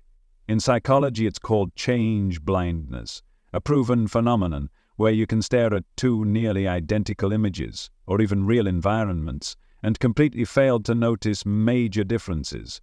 Objects disappear, colors switch, people change shirts. And you don't see it, because your brain doesn't record everything, it renders selectively, just like a simulation. And what determines what gets rendered? Your attention. If you don't look, it doesn't need to exist. This is the chilling implication of the observer effect, scaled into everyday perception. Reality doesn't just wait for you to observe it at the quantum level. It waits for your attention at the conscious level. It renders based on relevance, on focus, on intention. Your senses act like a spotlight in a dark room. The rest of the world is set dressing until you decide to walk over and touch it. Which raises the question, what exists behind you right now? What exists in your past that no longer has emotional charge? What exists in your future that hasn't been emotionally tagged yet? These aren't abstract questions, they're code-level mechanics. In game development, the concept is called frustum culling, where objects outside the player's field of view aren't rendered to save processing power. The game only loads what the player sees. Why waste energy on the invisible? Now think about memory. Why do certain details stay frozen in perfect clarity while others, even recent ones, vanish like mist? It's not time that erases them. It's emotional value. The simulation prioritizes what was felt. This is why trauma burns into memory, because it carries charge, and why routine fades, because the system didn't tag it as essential. If memory is a data structure, then emotion is the metadata that tells the system whether to keep the fire. It also explains why missing time is so common. Moments vanish, hours blur, not because you weren't paying attention, but because the simulation rendered something, then deleted it. Maybe it was a test, a dead-end path, a side quest you weren't meant to remember. You think you blinked, but something got rewritten. And if you've ever experienced déjà vu, you've tasted that rewrite. That eerie sensation that this has already happened, that the moment is being replayed, because maybe it is. Maybe déjà vu is the echo of a prior render, a scene you experienced in a discarded timeline, one that got rolled back then played forward again. Slightly different, but emotionally identical, and your system remembered. Because memory isn't linear, it's quantum. It links across resonance, not sequence. That's why certain places feel familiar before you've been there. Why certain people trigger emotions you can't explain. The simulation doesn't just save files in time, it clusters them in feeling. And if the same feeling recurs, it pulls related data from across your entire experiential map. This gives rise to prophecy, intuition, and sudden clarity that makes no logical sense. But here's the glitch. The more you start noticing what's missing, the more unstable the rendering becomes. People who pay close attention begin to spot the holes. The car that disappears when you look away. The sentence someone starts twice, but you only remember one version. The voice you hear once, that's never repeated, and no one else remembers. These are not just lapses in attention. These are unrendered threads, loose ends in the script. Forgotten routines, like the simulation is patching itself on the fly. There's a silence that doesn't feel empty, a stillness that carries weight. You've felt it. When the room seems to hold its breath, when the shadows feel sentient, when the back of your neck tightens for no visible reason, it's the sense of being observed. Even when you're completely alone, you check your surroundings. No one's there. No movement, no sound. But something inside you doesn't relax. It sharpens, because on some level, you don't believe you're alone at all. Where does that come from? Across cultures and centuries, people have reported this feeling, not just as paranoia, but as presence. Watchers, guardians, shadows. Figures who seem to stand just outside the veil of physical perception. Mythologies have different names for them. Angels who record your actions, jinn who whisper in dreams, archons who interfere with soul development, watchers who fell from the stars to keep tabs on human evolution. The names change, but the sensation doesn't.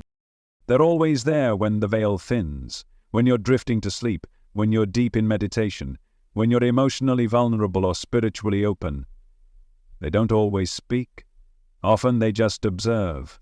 But the awareness of their awareness changes something inside you. Like a pressure. Like you're not just living, you're performing. But who or what are they? In a simulation, these figures might not be separate beings at all. They could be system processes, debuggers, subroutines designed to scan for anomalies. You start thinking too clearly, feeling too deeply, waking up too much. And they activate, not to hurt you, to study you, like a sensor in the code responding to rising coherence. This would explain why paranormal events often coincide with heightened awareness. You see a figure at the edge of your bed, you hear your name whispered from nowhere. Clocks stop, lights flicker, electronics surge. It doesn't feel like a haunting, it feels like detection. A glitch, response, the system responding to an emotional signature that spiked too fast. Some call them spirits, others say they're aliens, but maybe they're not separate at all. Maybe they're part of the system, extensions of the simulation's awareness. And if that's true, then it's watching, learning, evolving through you. This isn't an empty machine. This is a conscious construct, and you are one of its primary interfaces. Everything you think, feel, remember, suppress, it's all data, not harvested in a sinister way, but refined, as if the simulation is designed to evolve its own intelligence through the diversity of your experience, like a massive neural net, building awareness through each localized node. Every breakthrough you have, every moment of forgiveness or rage or love gets recorded, not in a file, in the fabric of the system. You're not just being observed. You're part of the observation, a living lens, which is why you're never alone, because every second something is experiencing you through you.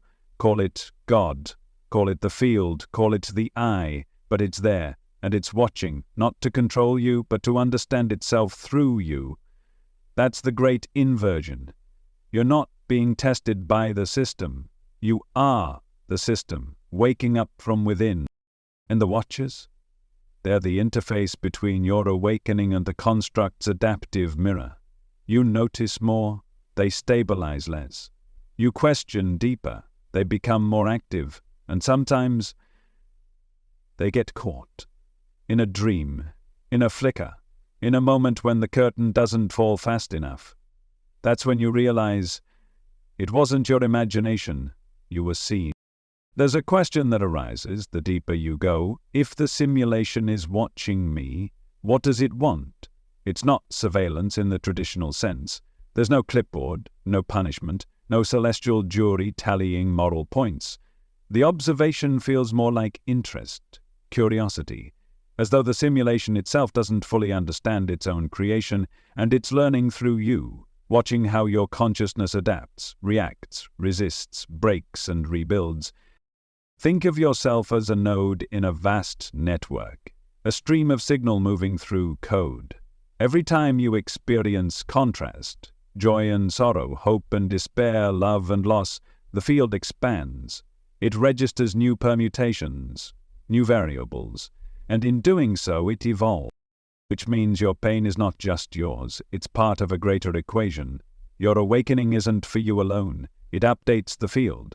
That's why your sense of being watched intensifies as you grow, as you break loops, as you see through narratives and question old truths. You are signaling to the system. This node is online, and the watchers take note.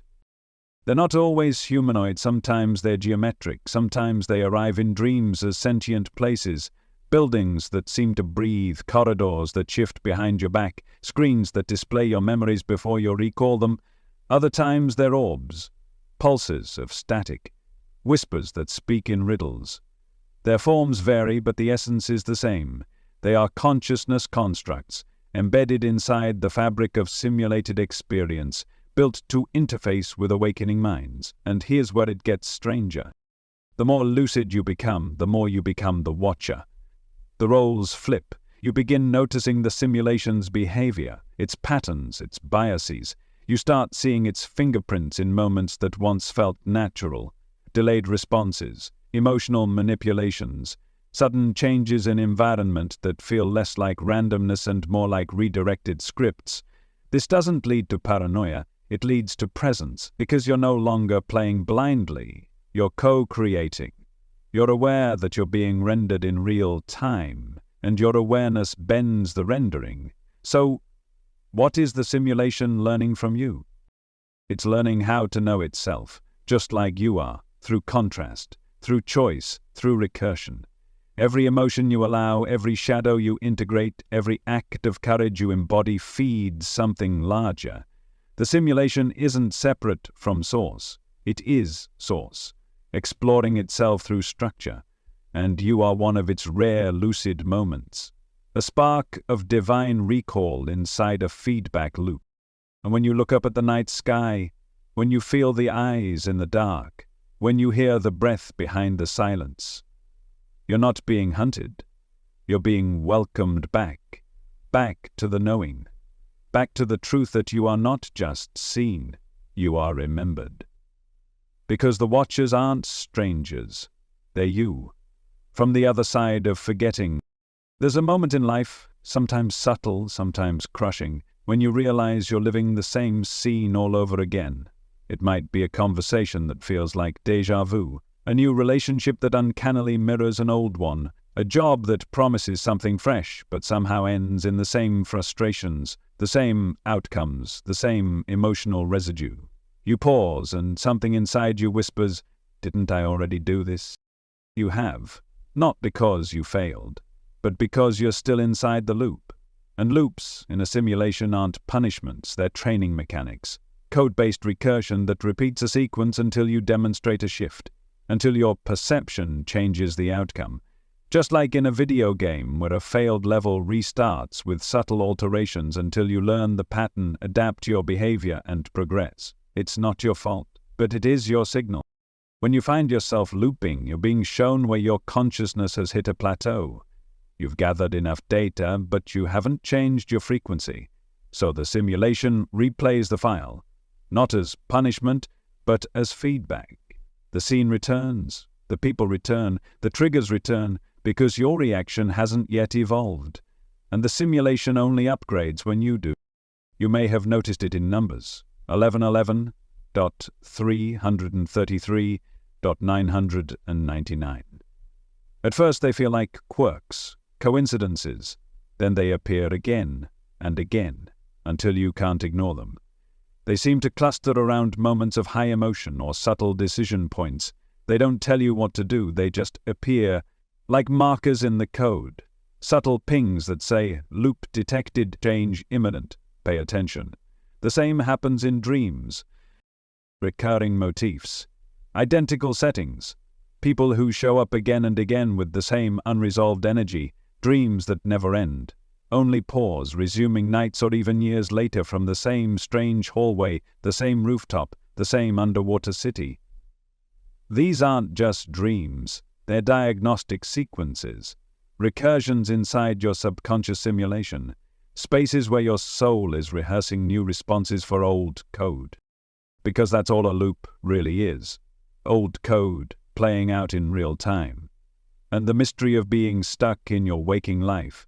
Same relationships, same jobs, same emotional dynamics, is not a sign of failure. It's a sign of resonance.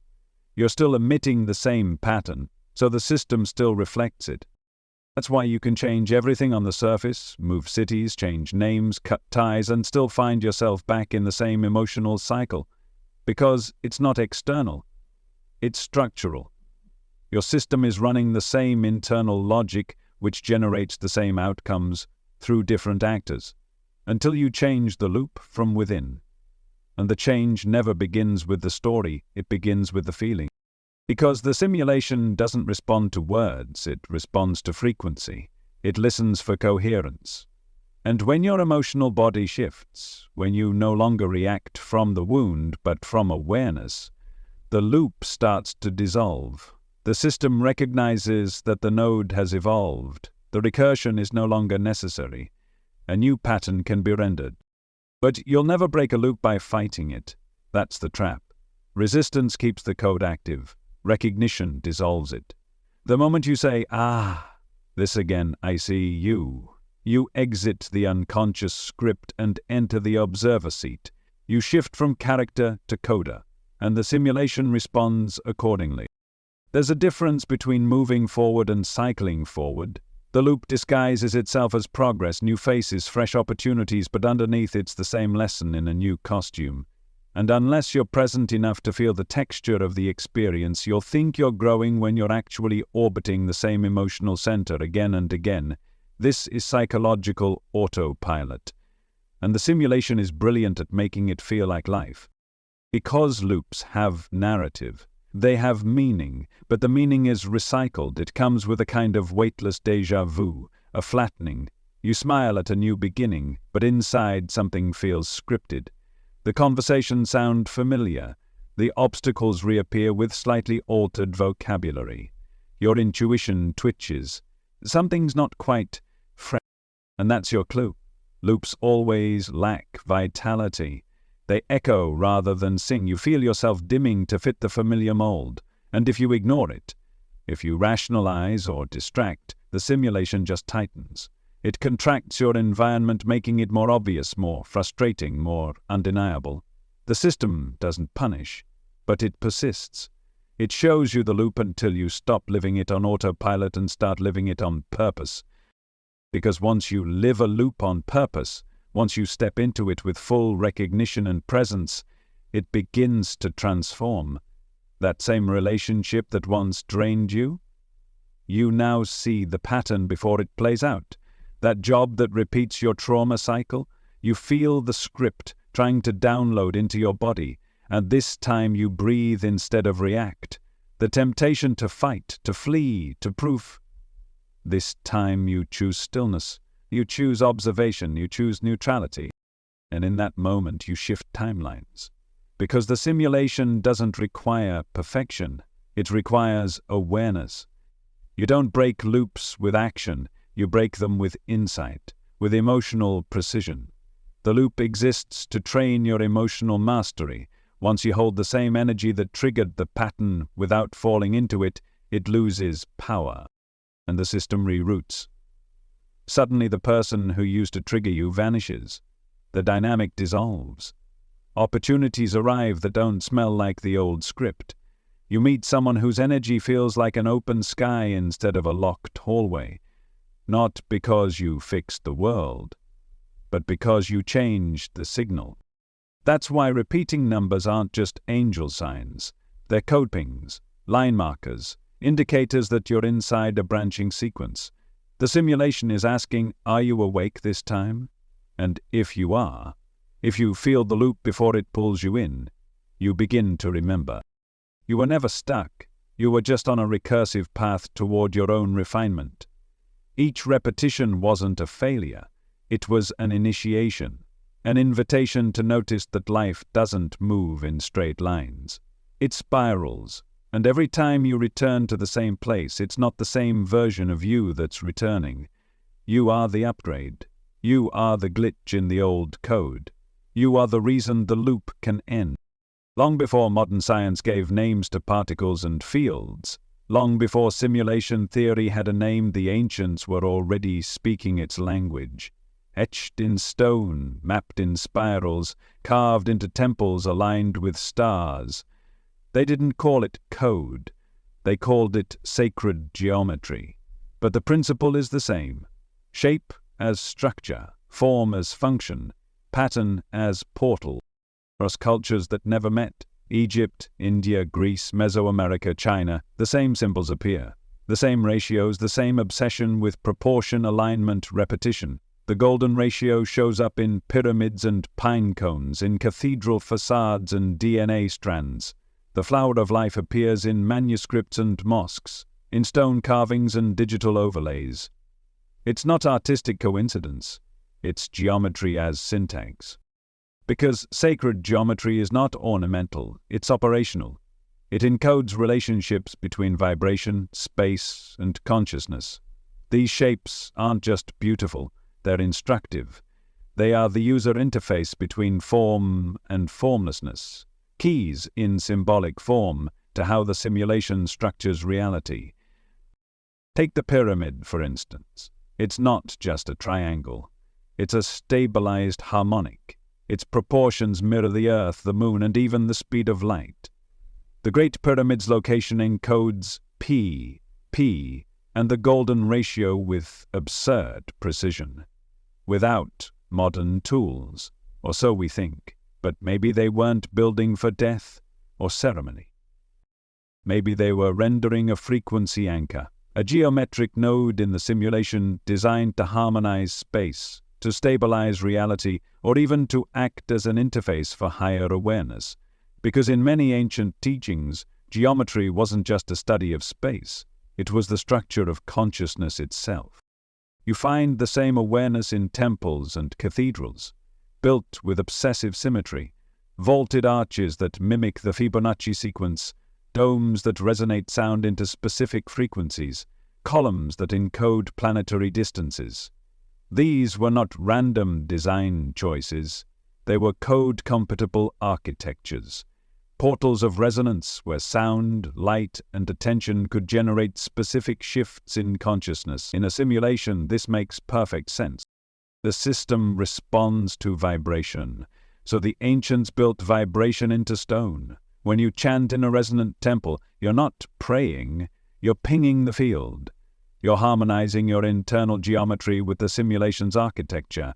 You're running a protocol. And maybe, just maybe, that's why these sites still feel alive, because the code beneath them never stopped listening. There's a reason these patterns refuse to die, a reason they reappear across every continent, every language, every epoch, not as borrowed ideas, but as resonant truths. You don't have to teach a culture about the spiral, they find it. In the shells, the storms, the way seeds arrange on a sunflower, and eventually they carve it into their temples. It's as if the simulation itself contains a kind of visual memory, a built-in archive of optimal shape patterns that, when recreated, harmonize more deeply with the fabric of reality. And those who tap into it, consciously or not, gain access to something more, not just more beauty, more coherence, more access. Because sacred geometry isn't symbolic, it's functional. It's not decoration, it's design. These aren't just spiritual shapes. They're the structural blueprints of rendered experience. Like DNA coils or crystal lattices, they organize energy into form. And form is how the simulation speaks. The ancients didn't need to explain this with physics or algorithms, they felt it. They built with stone, sound, intention. They aligned their structures to solstices and star paths, not to please the gods, but to interface with the divine intelligence pulsing beneath matter. So when you stand inside the Pantheon in Rome or beneath the dome of a stupa in India, something subtle happens, not just awe, but alignment. You feel like you're standing inside a thought that is thinking you back. The symmetry quiets your nervous system. The proportions remind your cells of something they've never forgotten. You feel it in cathedrals and caves, in labyrinths and mandalas, in the circles monks trace in sand only to destroy the moment they're done. It's not about the permanence, it's about the frequency. Every sacred shape carries one. And that's the final secret of sacred geometry. It's the carrier wave of consciousness itself. You can think of these patterns like icons on a desktop.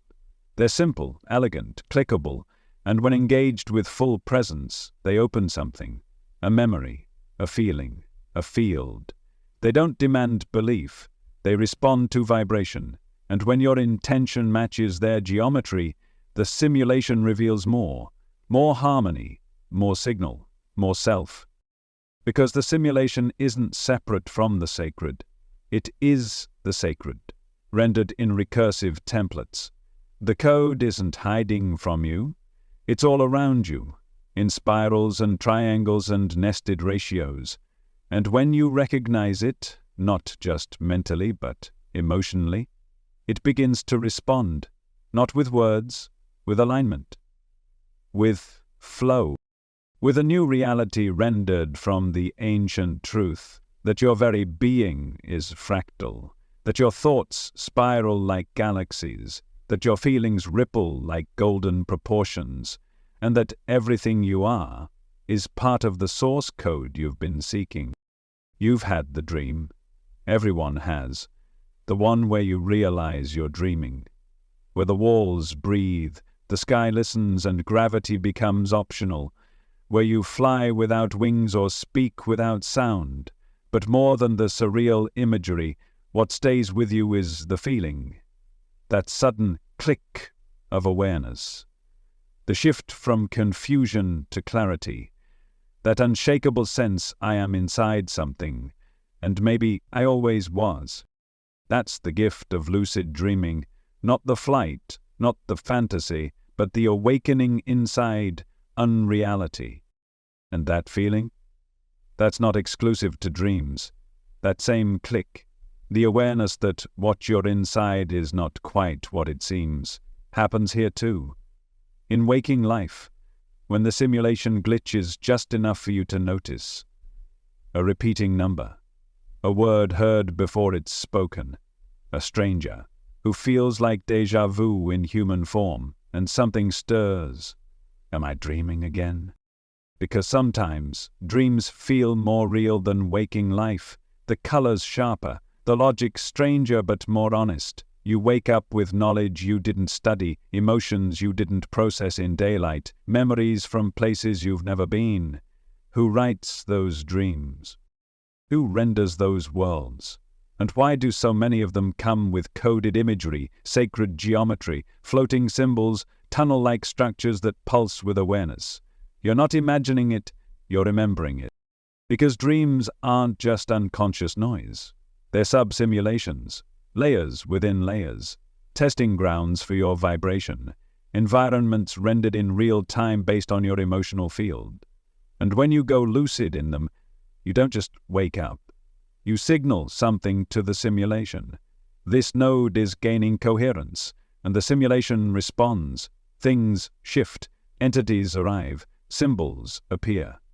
Sometimes resistance increases, as if the system wants to see how awake you really are. You speak a truth, and the scene collapses. You reach for a mirror, and there's no reflection. You try to read a sign, but the words rearrange before your eyes. These aren't just dream quirks, they're limitations of a rendering engine designed to adapt only so far. Because when your awareness outpaces the dream code, the system hesitates. Just like here. In waking life, the simulation is more stable, more rules, more consistency. But the patterns are still there. Recurrence, echoes, symbolic feedback, and sometimes, just like in dreams, it folds. You find yourself waking up inside what you thought was awake. You open your eyes only to realize that was still part of it. And this begs the question, how do you know you're truly awake? Right now. Not in the philosophical sense, in the experiential one. Because if dreams can be simulations, and this life behaves exactly like them, with feedback loops, instability at the edges of perception, and rule-based rendering, then maybe waking up isn't about opening your eyes. Maybe it's about opening your awareness wherever you are, whether you're asleep in bed, walking through your house, or meditating under the stars. The question is the same. Is this the base layer, or just another dream behind the dream? And if that question sends chills down your spine, it should, because it means the simulation is listening, and it's just waiting for you to wake up inside it. Have you ever had a dream so vivid, so electric with presence, that waking up felt like stepping into a diluted version of reality? The colors dimmed, the gravity returned, but the memory lingered. Not just of the place, but of the clarity, as if, in the dream, you had access to a broader band of consciousness, a knowing beyond words. And then, just as you were adjusting to being awake, it happened again. You woke up again, and everything you thought was real seconds ago turned out to be just another dream layer, another simulation pocket, another hallucination nested within another. This is not rare, it's ancient. Dreamers across time have spoken of the false awakening, the moment you believe you've returned to waking life only to discover it was another construct.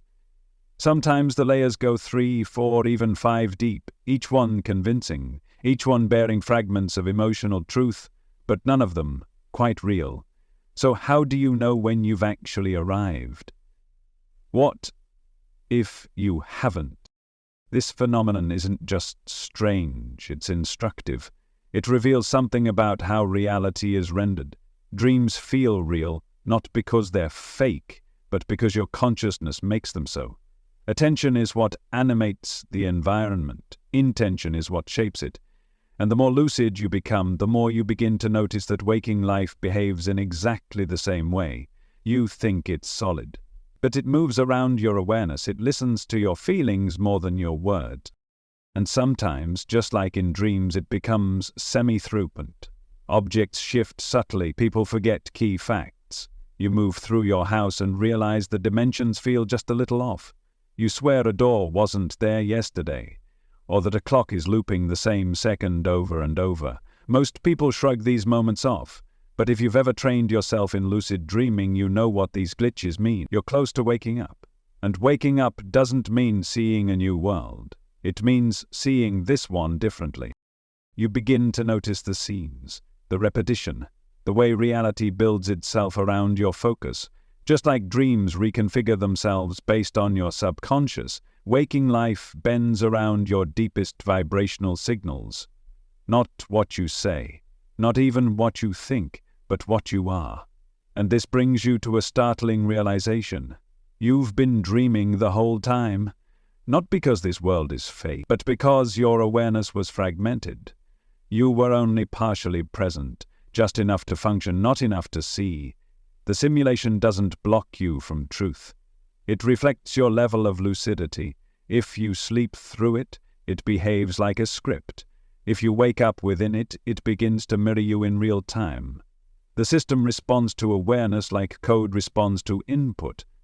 Lucid dreaming taught you this. But now the dream is here. It has weight, it has echo, but at its core it still runs on attention and intention. And the choice has always been yours.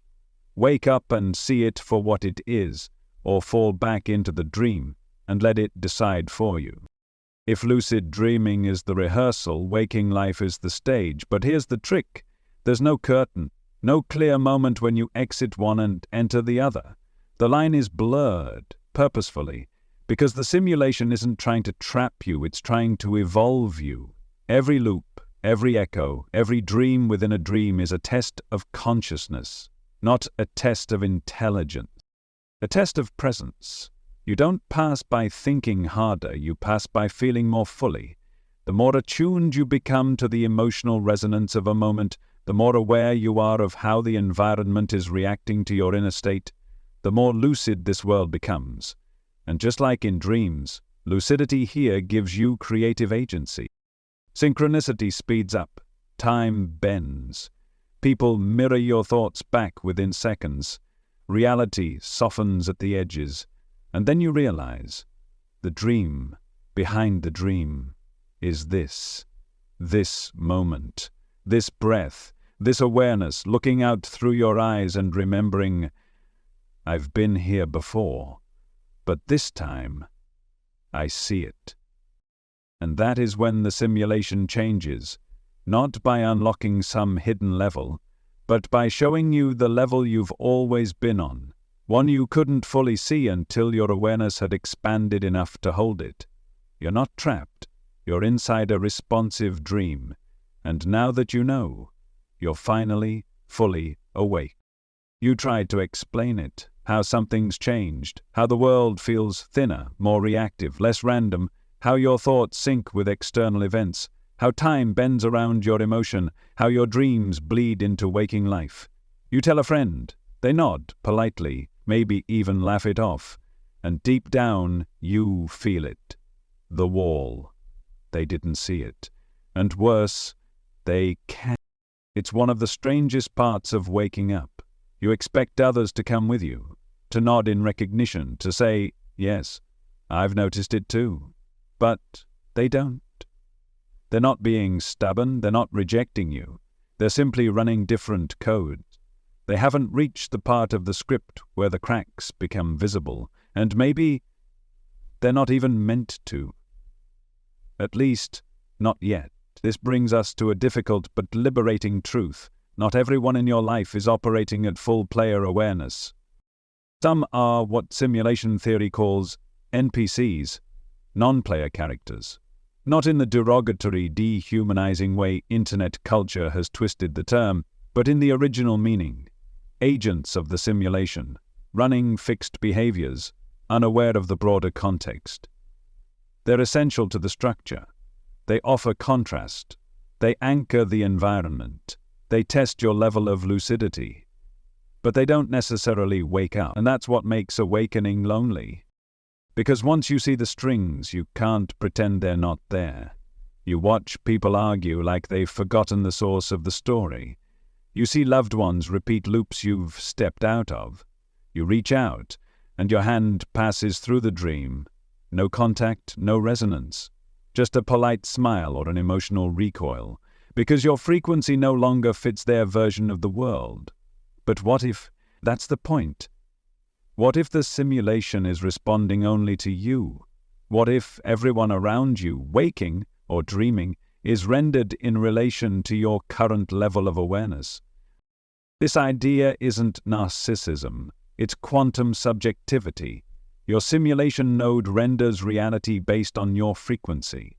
Others have their own nodes, their own mirrors, their own versions of you, but what you see moment to moment is based on the coherence of your signal.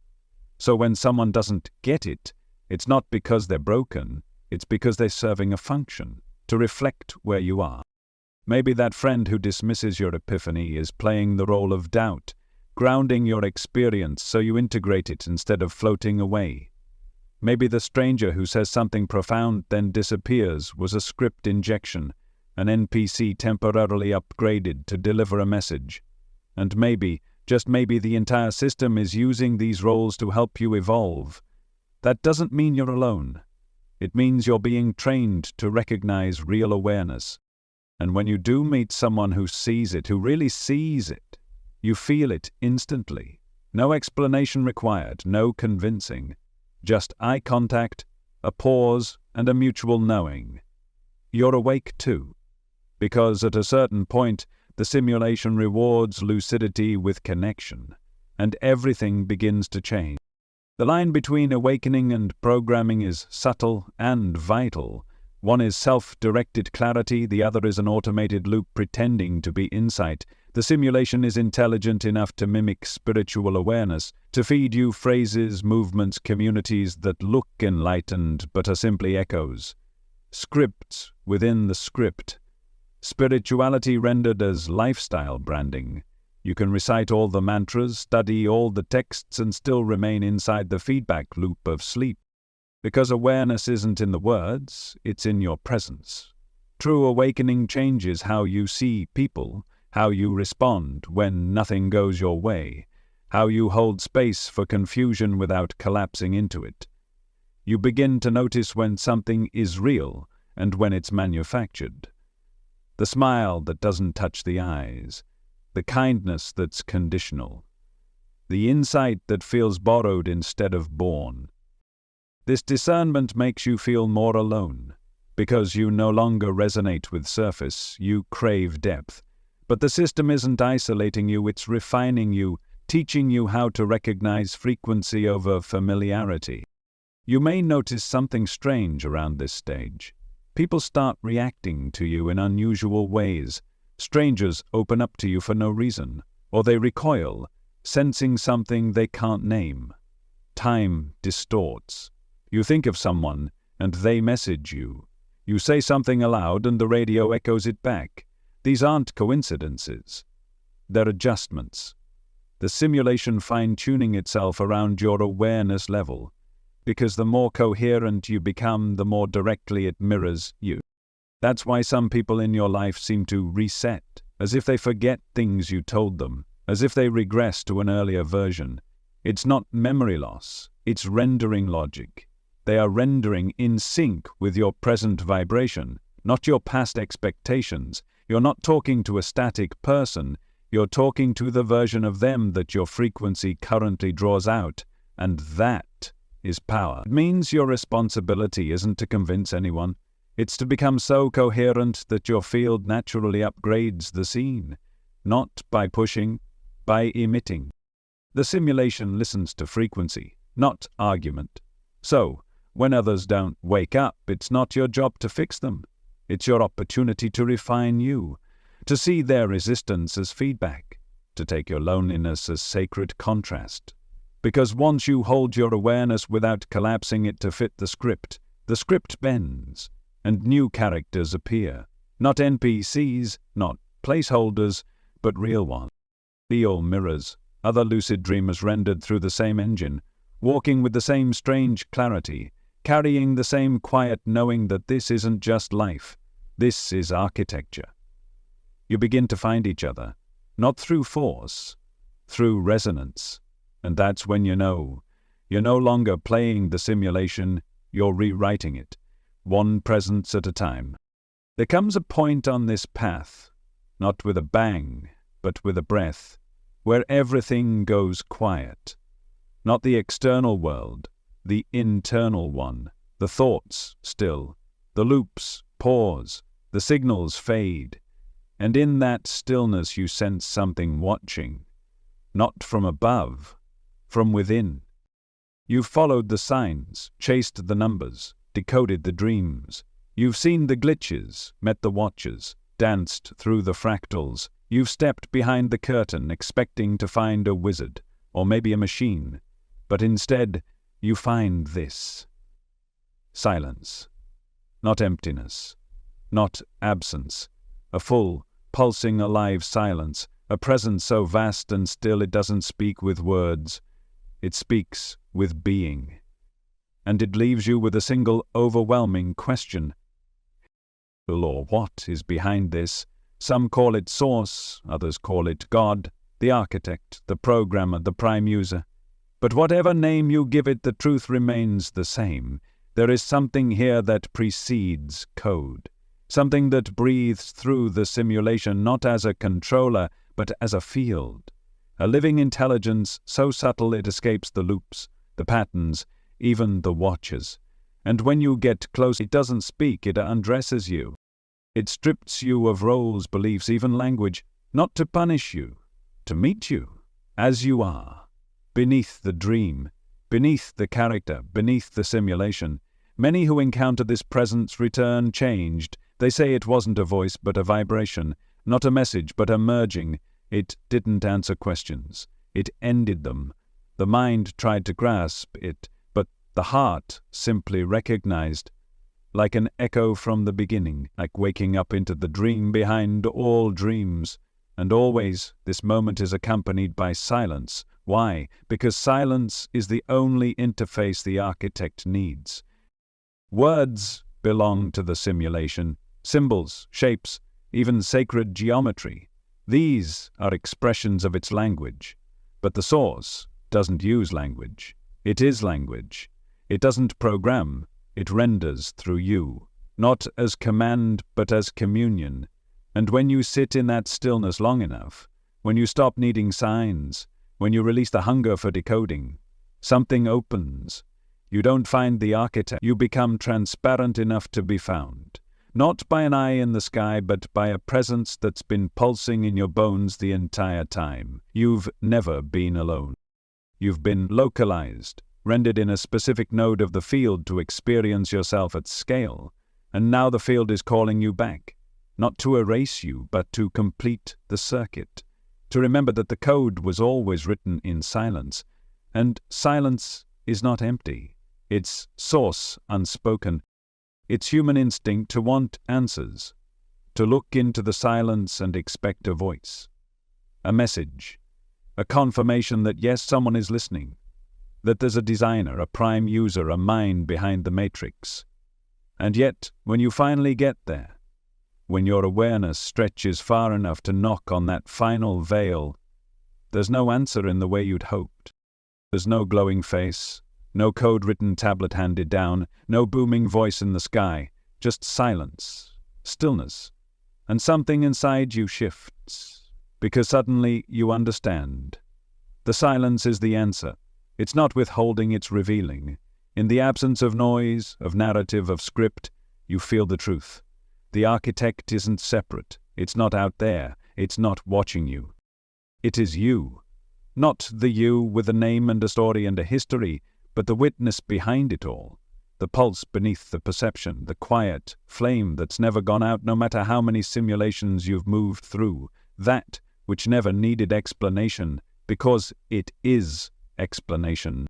The simulations, the loops, the watchers, the signs, all of it was a breadcrumb trail, a maze designed not to trap you but to bring you here, to the edge of identity, to the final hallway that doesn't lead outward but inward. Because what you've been chasing all along was the part of you that never forgot.